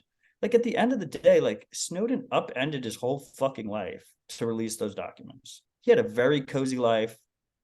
He had this woman that he was about to marry. He was living in Hawaii. Like, he had a very cushy government contractor job, and he upended the whole thing. And then everyone always says he's a Chinese agent or a Russian agent. It's like, well, if America's going to come after you, there's literally only two countries you can go to. Literally only China and Russia. And then they cut him off in Russia and they canceled his passport, so he couldn't leave Russia. He had no choice. So as far as I'm concerned, and then Assange, he should be protected by free speech. The things he disclosed, and he's an original cypherpunk. Like, if you believe in the cypherpunk ideals and ethos and movement, you should 100% support Assange. And they did the same fucking thing. They did trumped up rape charges in Sweden, right? And then everyone says, oh, well, he's a rapist. They never charged him for it. They were just trying to extradite him to the US, right? And so all these people should be free. Code of speech, whistleblowing and releasing information on warrantless surveillance of the entire fucking world, including your own citizens, is completely respectable and reasonable for someone to do. It's your American duty to do that as an American. But I will say one caveat. Now Snowden is in Russia and he's stuck in Russia. And he cannot upset Putin. So as far as Snowden, the Twitter influencer goes, I take everything he says with a grain of salt. I think he should be able to live in America freely. But as long as he's over there, my adversarial mind says, I don't know what the fuck's going on. That's my answer. Yeah, that's a great answer. I hate to say it. I think Snowden and Assange, I was subjected and I have biases from mainstream media. I did not have my adversarial goggles on when I was digesting that information at that time. Because that wasn't my personal attack vector that I was worried about when I was thinking adversarial about all the things going on in me. And so I just have a lot of tainted vibes towards those two. Assange, I think, because I feel like he should have taken the Satoshi route. He should have put the agenda in front of himself, and I think that would have saved him all the trouble he's in personally. And so I don't know why I held that against him, and I hate myself for that. But so I saw a lot of ego there, and then there's definitely an ego factor there. Like, he put a target on his own back. But here's the thing, right? It's like, we're publicly talking about freedom tools. So I think there's a strong argument that if you're a freedom-loving NIM that isn't publicly talking about these things, you might say to yourself, well, he should have been a little bit more humble and he let the ego get to him. But I don't really think me or you can say that. No, not at all. I hold it against myself too. What I mean? Yeah, I completely hold it against myself. I get what you're saying. What's incredibly frustrating about when you talk about those three gentlemen, though, is that Do Kwon, SBF, Mashinsky are all free. I think it says a lot about everything going on here. They didn't threaten the state. What? They didn't threaten the state. Yeah, who went to jail for the 2008 financial collapse? People lost their homes, people lost their jobs, their kids were hungry. Nobody went to fucking jail. But you threaten the surveillance apparatus. You threaten the ability for people to. You threaten the ability for governments to track everything we do. All of a sudden, you're target number one. Right. And speaking of targets, I didn't know if I was going to weave this one into the show, but kind of curious if you have thoughts or a take on Nikolai Mushigian. I'm not saying his name right. He was one of the developers behind Make or Die, the decentralized protocol. He was in Puerto Rico. He's the one who died under suspicious situation, right? Yeah. In Puerto Rico. He said the Mossad and the CIA was after him, and then he said something to that effect.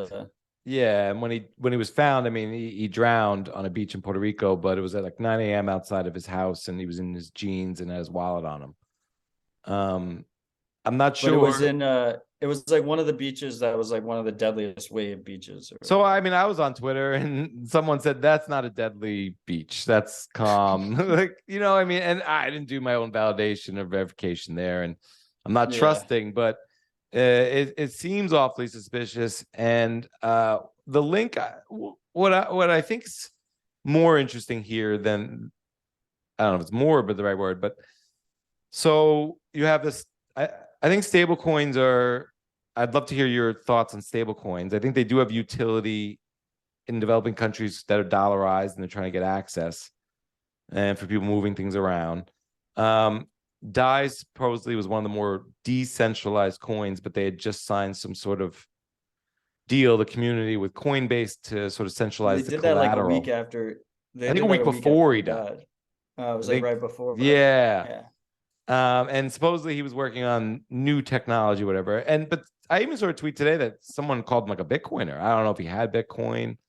The young All the guy. shitcoiners have Bitcoin. Usually they sell their projects for Bitcoin, as Vitalik did. So No, but I'm saying like they usually hold their savings in Bitcoin. yeah, I mean, exactly. Yeah. I mean, they even sell their protocol, their ETH tokens for Bitcoin in a pre-mine. Exactly. Like yeah, ETH was I mean, sold for Bitcoin. Yeah, I mean, shitcoiners want Bitcoin just as much as you do. They just want your Bitcoin. I forget who said Exactly. that, but American HODL. it was American HODL, right?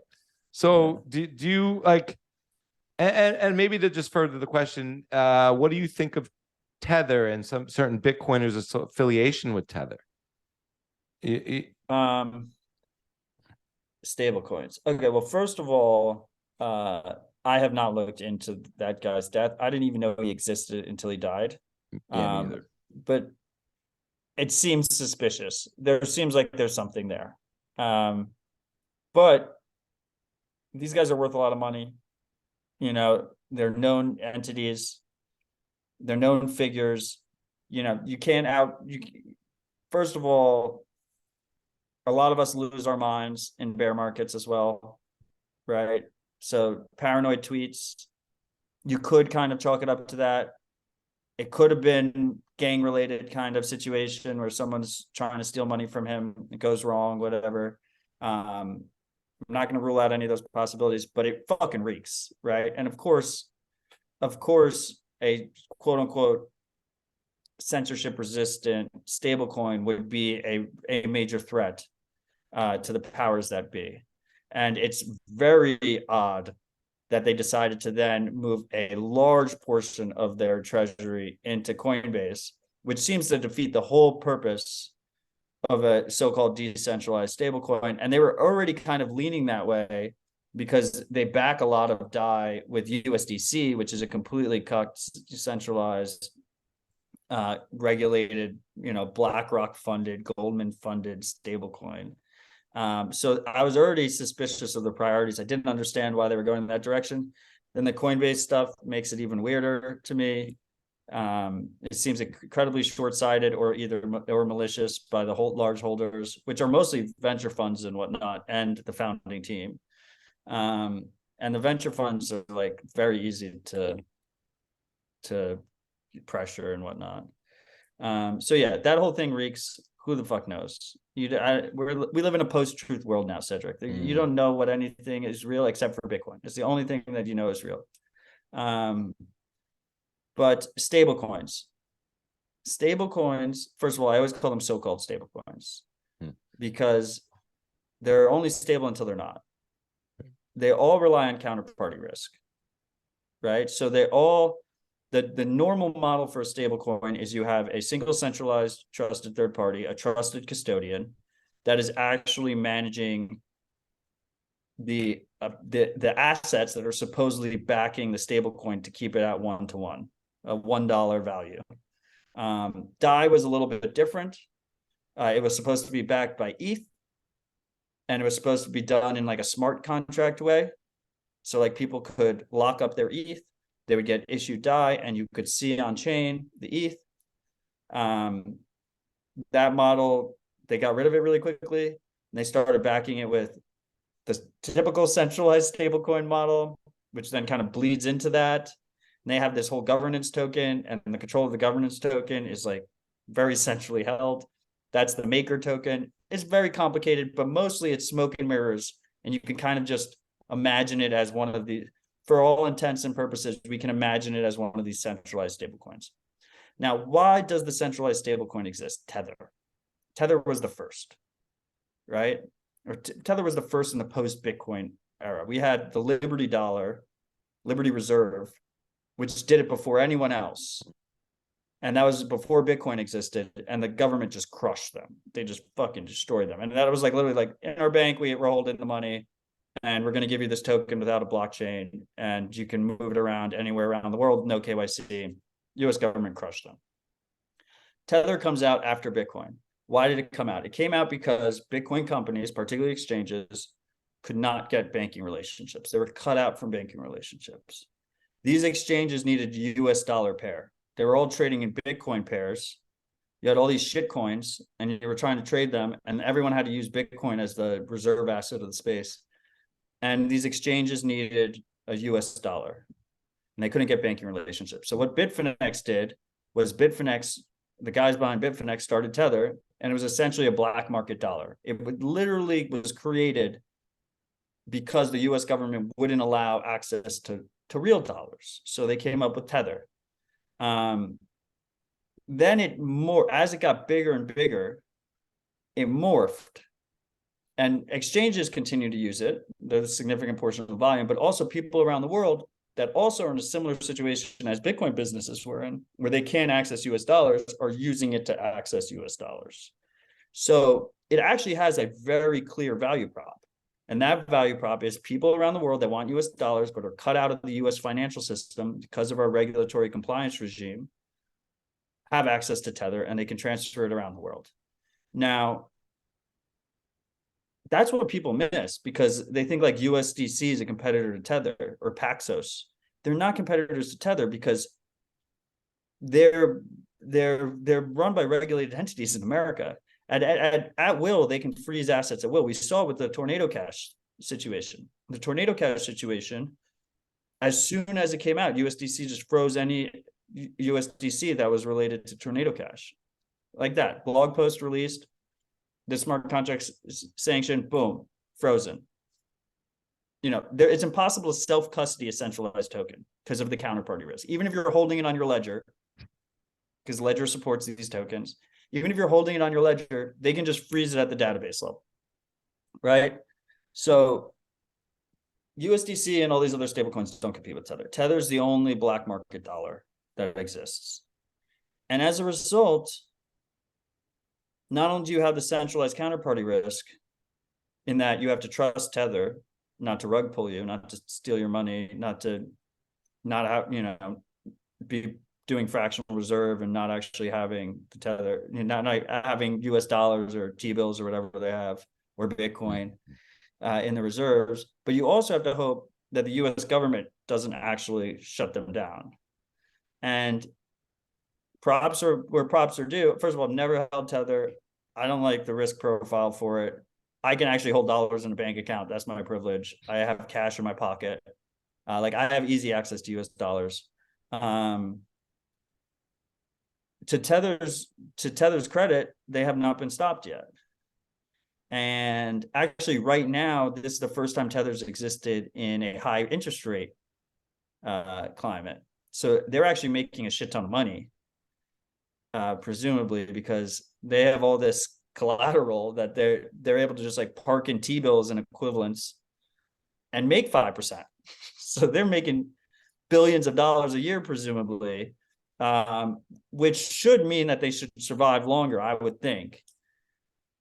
But who knows? Like they could literally just blow up tomorrow. So this brings me back, which is a statement I say often, which are the only real stablecoin are sats. Bitcoin is the only stablecoin. Bitcoin is my stablecoin. And why is that? Is because Bitcoin is unique. When you actually hold Bitcoin yourself, when you're actually holding Bitcoin and using real Bitcoin, it's unique in its lack of counterparty risk. You don't have to trust a centralized party. And this is what people don't realize when they think like gold-backed tokens are the future. Like, why do we need Bitcoin? Or like dollar-backed tokens are the future. Is because if the token is backed by a quote unquote real life asset or pegged to a real life asset, it requires a trusted third party somewhere along the line to be holding that asset for you and to be an oracle with the price and make sure that it's connected. For Bitcoin to succeed without counterparty risk, it needed to have a native bearer token. And it started without any value because it was a native bearer token. It literally exists in the code, right? It's like it doesn't exist in quote unquote real life. It's a bearer token. And that is necessary because otherwise, well, first of all, you can't transfer or save without counterparty risk, but also the miners can't get paid without counterparty risk for their work securing the network unless they have a native bearer token. So when people say like blockchain, not Bitcoin, which we're mostly past at this point, but people still say it, you literally cannot. Like, if you want to have a distributed censorship resistant blockchain, you need to have a native bearer token, period. Because otherwise you introduce counterparty risk into the system. Yeah, so I think of stablecoins as like a stopgap. You know, it's like people are using it now. Latin America, they love it. Africa, they love it. Asia, it's big in Asia.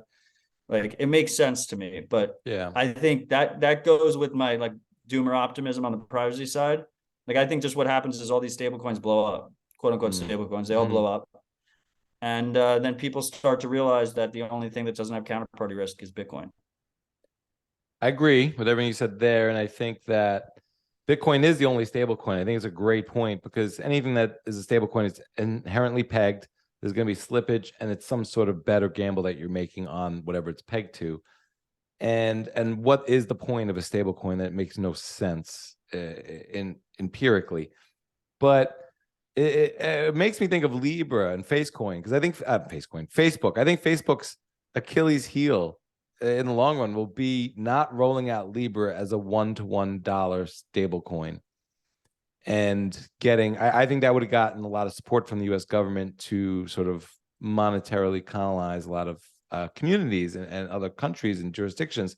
I think they bit off more than they could chew by trying to challenge nation states right away. And that brings me to Satoshi. And I wonder, with all your time in Bitcoin, do you have a thought who Satoshi is? First of all, on the Libra thing, I completely agree. Like, they got too cheeky with it and too greedy. They're like, oh, we're going to have a basket of goods backing this. Like, it's like a new world currency. Yeah, they could have Trojan But I would horse. say that Yeah, they could have definitely launched a US dollar stablecoin super easy. I'm surprised they didn't pivot. I think they tried to pivot at the very end, but it was too late. The other thing is, they asked permission. Like, they should just fucking launch the thing and then said sorry afterwards. I mean, true. What are they going to get? Like a $10 million slap on the wrist? Like, that's, Even if it was a and billion. then the third thing is the real secret thing that they would fucking crush. And I've actually tweeted this out, and then I kind of regretted it afterwards, but then didn't delete it because I was afraid they might like read it. Is if they just put a Bitcoin wallet in WhatsApp, they'd be the number one Bitcoin wallet in the world overnight. And then they're a data company. They would have all that transaction information. Right. They would be the number one chain surveillance company in the world. They'd be the number one wallet in the world. They would open payments to billions of people, and then they could collect transaction fees on it. Like, they would make fucking bank in the most evil way possible if they just adopted Bitcoin. Like, they're the one company, like, if they adopted Bitcoin, I mean, there's a bunch, but I'd be really worried because they did it and they got too greedy and they didn't do that. So that's very fortunate for us. Otherwise, everyone would be using WhatsApp's wallet right now. Satoshi, I don't really speculate. I don't know. I props to whoever he was or they were. Amazing, absolutely amazing OPSEC and foresight. I don't know, like, literally the most wanted man in the world. Not necessarily for crimes, just because of influence and incentive. Like, there's a lot of money to be made knowing who he is. Amazing. You know how hard that is? How the fuck did how did they pull that off? And like, the thing is like,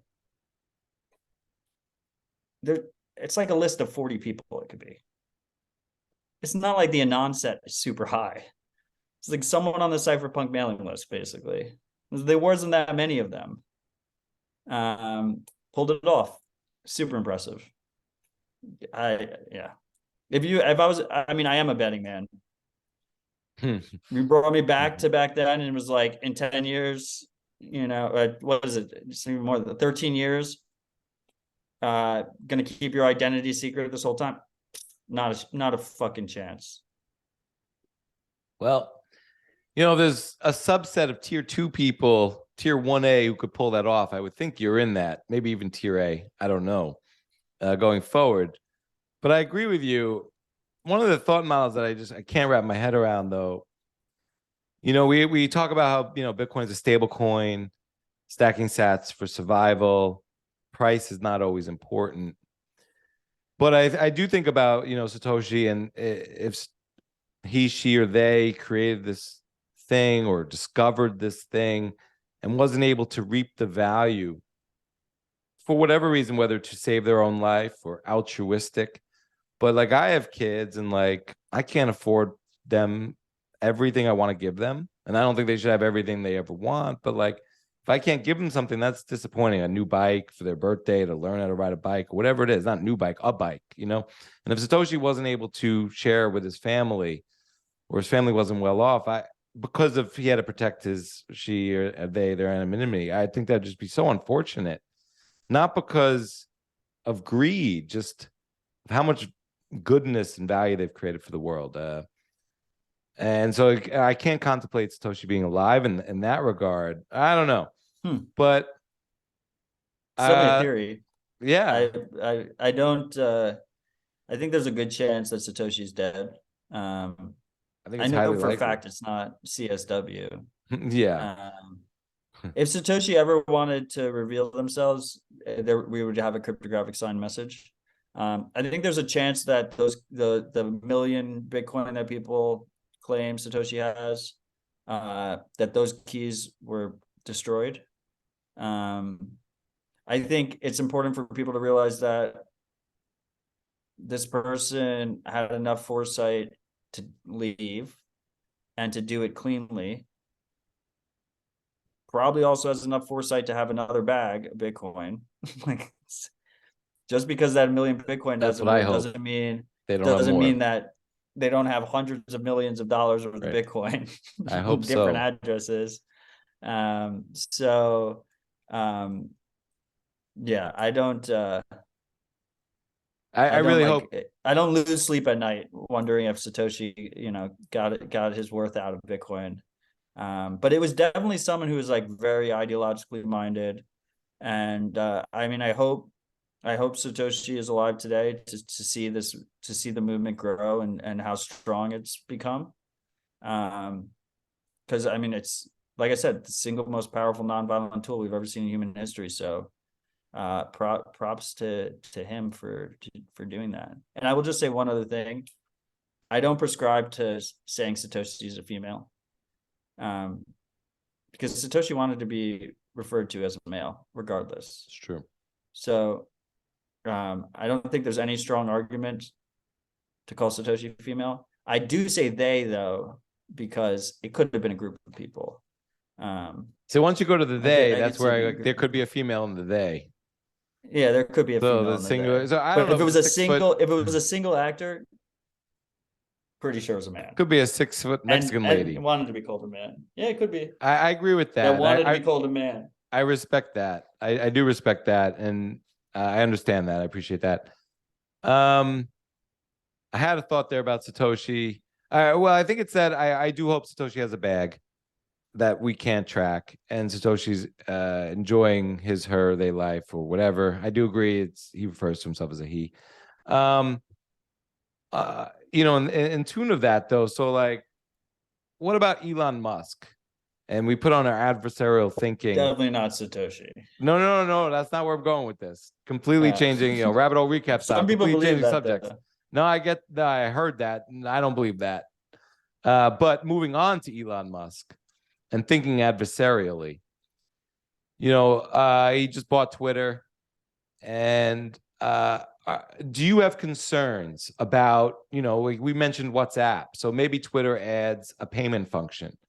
And Twitter KYCs everyone eventually through the blue check mark, or just eventually to tweet, because you can't just pay to tweet. Like, that's not going to work out. So everyone's going to have to pay maybe, or I'm just riffing here. But do you have concerns about, Elon Musk being sort of a Trojan horse for freedom of speech, and really being, a Trojan horse for lack of privacy going forward, and sort of this one fits all app? Yeah, I don't think I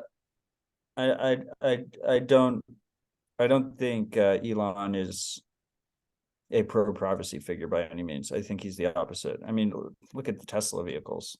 Like they're like it's surveillance in a pretty package. It's just surveillance from head to toe, complete control. You don't actually ever own a Tesla. You know, you're gonna need your software update. Like you don't. The whole thing is built on surveillance. I think Twitter. I'm cautiously optimistic about Twitter, and the reason why is because the previous management was just so bad that literally I was already operating under the assumption that Twitter was dying, because it was. So it was a low bar, and I like chaos, and there's definitely a chaos element to Elon. But I mean, he's the type, the whole KYC, verified checks, devaluing people that don't pay the $8 in KYC themselves, completely can see that. Adding payments that are fully KYC'd, completely see that. Like, he's no friend of privacy. I wouldn't even call him a Trojan horse. I think he like wears it on his sleeve to a degree.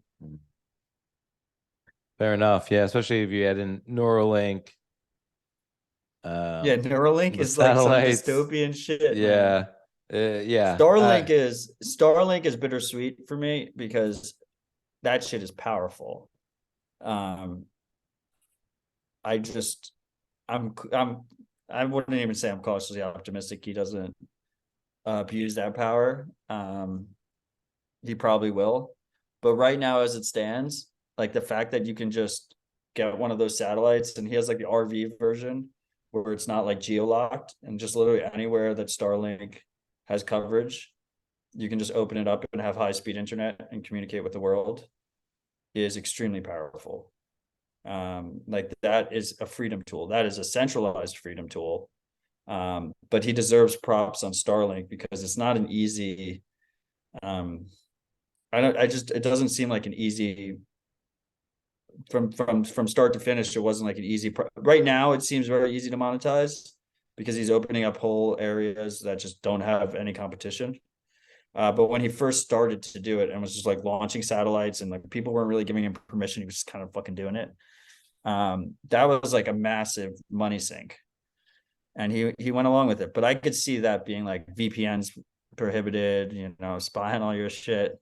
They know the location of every single dish by design because they need to know where it communicates with the satellite. So like you can't turn off location tracking essentially when you use Starlink. So if you have Starlink attached to your identity, anywhere you use Starlink, even though you can move around and use it in different places, they know where you are. So I mean, on that front, like I hope his technological breakthrough there on basically a high speed, low latency satellite communication, hopefully there's more competition. Hopefully we have like proper mesh nets as well and stuff. But barring that, like that could get pretty dystopian pretty quickly too. He's got like a lot of evil villain vibes just across the whole stack. Yeah, I could see that. We'll see. So, don't trust verify. Yeah. I like the chaos. I like the chaos. Sure, chaos, like the chaos agent. Chaos is good. I get that. Disruption is good. I like not having to trust anybody, and I look forward to a tool that can communicate without having to trust him.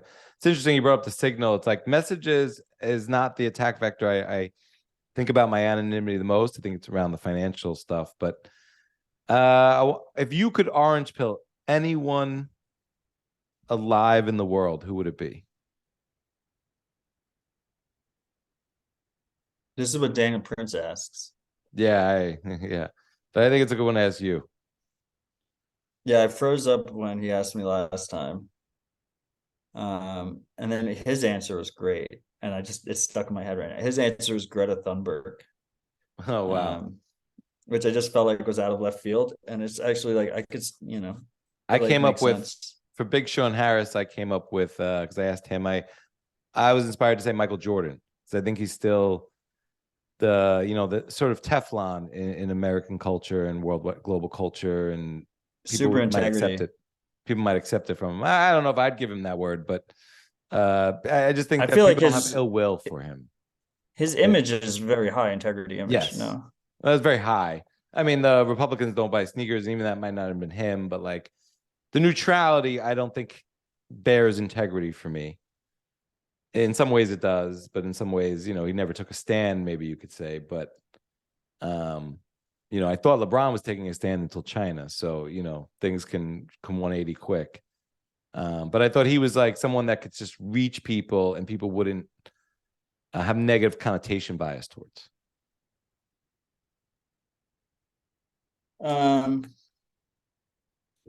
I don't know. There's like easy, like low lift answers, like Joe Rogan or something. Looking for a little higher say, lift from you, Matt. Yeah, I like the idea of like I don't follow. The problem is I don't know any of who they are, but like leaders of these different developing world countries are big ones, I think. Like it'd be great, like would love them or hate them, and there's a lot of relevant complaints or whatever. Like Bukele adopting Bitcoin, I think is a net benefit. I mean, but his country's tiny, right? Now, like imagine if like the Indian government was orange pilled and pro Bitcoin, and then like the selfish side of me is like, oh, maybe the CIA director or something, the NSA director. But then I feel like they would get orange pilled in the wrong ways. I just don't even know if like that's what you say orange pilled. I would love if the upper echelons of American government was for freedom money, like actual private Bitcoin usage, like the founding fathers probably would have been. Yeah, like not. I wish as Americans were about freedom. It's a weird question to me because my focus has always been grassroots. So when Daniel asked me, I also froze up. I didn't know. I think I said, I think Trump was president at the time, and I said Trump, and then like immediately regretted it. I think I get it because I think naming a person is the opposite of humility. In a way, I don't think. I think this movement is bigger than any individual, right? And that's what I mean. Start from the bottom up. Like you can't force it. You can't, like, everyone has this like idea in their head that like, oh, you convince Elon and then everyone else follows or something. Like that's just a recipe for disaster. Yeah, I think I totally get that vibe. And yeah, I think, it's always interesting when people say maybe like my father or, my friend or whatever it might be. I don't think it's about an individual. I think that's very important to the whole thing. So then, you know what's going to happen, Cedric? I'm going to be laying in bed later tonight, and I'm going to think of a perfect answer. So, how has Bitcoin changed you?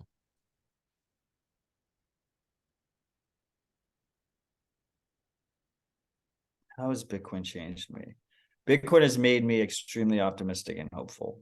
And most people don't get that. They think I'm like too serious and I'm like a doomer. Well, you should have seen me before I found Bitcoin. Bitcoin is a peaceful way out. Like there's actually a path with hope. If you're born into a situation where you're like, I'm pretty sure we're in a declining society and like shit is fucked and all the incentives are broken. It's very easy to get disenfranchised. Like I see so many of my peers, people I went to college, high school with, that are just grinding it out, angry all the time, don't see a path forward. And to me, Bitcoin is hope. Yeah, I get that. I think Bitcoin is hope. I think that really sums it up. So then what are you most hopeful or excited about in Bitcoin right now?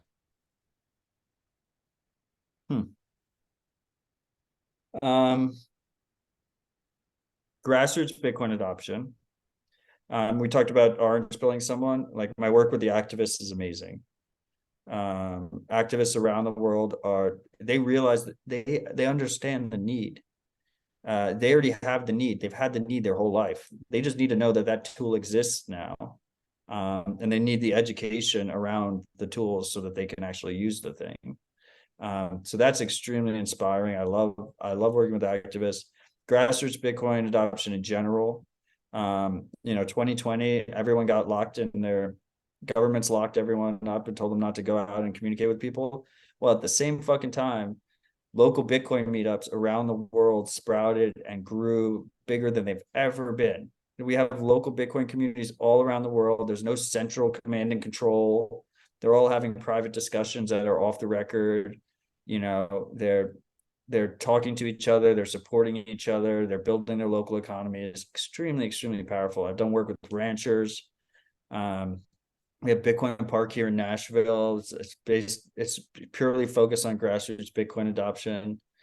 And we're going to have a beef initiative here where like ranchers are going to come in, Bitcoiners are going to come in. We did one in Colorado. It's just super powerful. The grassroots side is just really, really wonderful to see. Yeah, and just better. Our wallets are getting better. Our tools for working around Bitcoin are getting easier than ever. Like people think it's like, oh my God, self-custody is so overwhelming. Like when I first stored Bitcoin, I set up a Linux computer. I printed out a piece of paper with a QR code on it and my private key in text form. And then I destroyed the printer and the computer. And I wasn't really sure if I did it right. Like it's so much easier today. Like it's just significantly easier, and it's easy to get like wrapped up in it. Like personal responsibility will always be the more difficult option. But it's becoming significantly easier, and it will continue to get significantly easier. Yeah, I love that. It makes me think of that scene in Office Space where they're smashing the printer, and Yes, I definitely had me. that. I had that first, like I was like, well, Matt told that story about do I have to do this now? So I think we're both native New Yorkers. Do you ever see yourself moving back? Never. Fair enough. And I say New York left me. I didn't leave New York. I don't miss current New York. I miss old New York, but also like I think part of it is age thing. Like I imagine New York is still great for single young men. Like there's obviously a massive value add there for that age group. Maybe if we're right about Bitcoin, I'll have like a pied a terre there or something, but probably not. 2020 really broke it. It really broke it for me. I had a lot of people, friends and family turn on me, and I mean, if you want to talk about poor governance, like the problem with the incentives of politics is like they tend to work themselves out, but it takes a while. So like, maybe in a decade or something. But I'm not very optimistic on New York from a governance perspective. And there's a lot of mismanagement that happened there. Yeah. The only subject we didn't get to is ETH 2.0, and New York feels like ETH 2.0 where you can't unstake. Exactly. And I always used to joke with my wife that New York was my first wife or my first love. And I don't mean that in any way towards my wife. My wife's my love, but I just had such love for New York. I grew up outside the city, but it's very changed a lot. And I do think with 2020 though, also just cities changed for me completely. I don't think I want to be in a city right now. I don't know about in 10 years. I think your point, maybe I'll have a pied a terre one day when there. I would love to go back to Carroll Gardens one day and get a brownstone and have it be what I remember it being. My last question, I don't know. I wonder like the tax, like, I mean, if you want to get into like the tax situation, like they lost so much. First of all, they essentially socialized all apartments and fucked up their property tax base, like their bread and butter. And then all the wealthy people left during COVID because they all went to their like Martha's Vineyard houses and their Hamptons houses and shit. And then meanwhile, they raised taxes. So then they didn't come back. So like, I think I actually, and it's such a shame because I was like a ride or die New Yorker. I refuse to even, so like my 5-year plan is to get a bunch of land somewhere and be as self-sufficient as possible. Which is another part of Mandibles that I enjoyed because like the crazy uncle was the one who had like a self-sufficient, and he called it Citadel too, which is like, you just wrote the book for me. I won't even do that in New York because I think New York City is going to drag down the whole fucking state in terms of tax burden. And, ultimately, like, the whole point of states is that we're supposed to vote with our feet. So I have to practice that. Yeah. I it'll be interesting to see what happens with New York. My final question for you. This has been incredibly dope, Matt. I'm so glad we got to do this. But so are you at the bottom of the rabbit hole?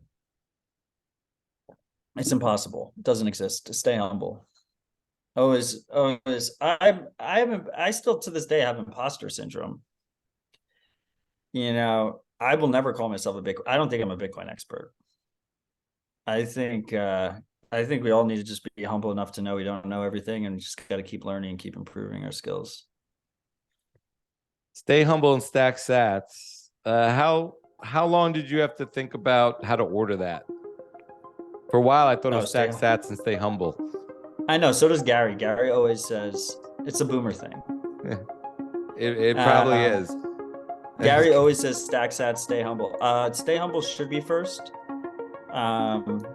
Because if you don't have that in order, like, you're not going to hold on to the sats anytime soon.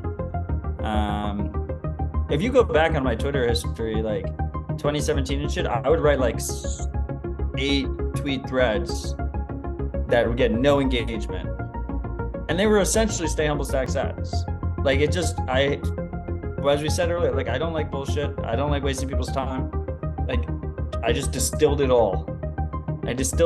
Packaged it in a nice, easy to digest 4 words, and it sums it up. It's the core, man.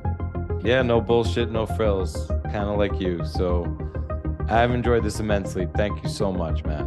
This has been dope. I appreciate you. Thank you for having me. I want to thank Matt Odell for coming on the Bitcoin Matrix podcast. I also want to thank our sponsors, River Financial, CoinKite, and CrowdHealth, for powering the show. Their support goes a really long way to help me get the show done and out there. I also want to thank all of you for listening. It means the most to me. If you want to support the show directly, I ask that you leave a dope 5-star review on the iTunes podcast app. Check out the show on the Fountain app, where you can stream it for sats, boost it, and comment on the show, all value for value style. Alex Svetsky, Jeff Booth, Bitstein, and Susie B. DDS are all up next. Stay humble, stack sats, and be laser focused out there. This is Cedric. Peace.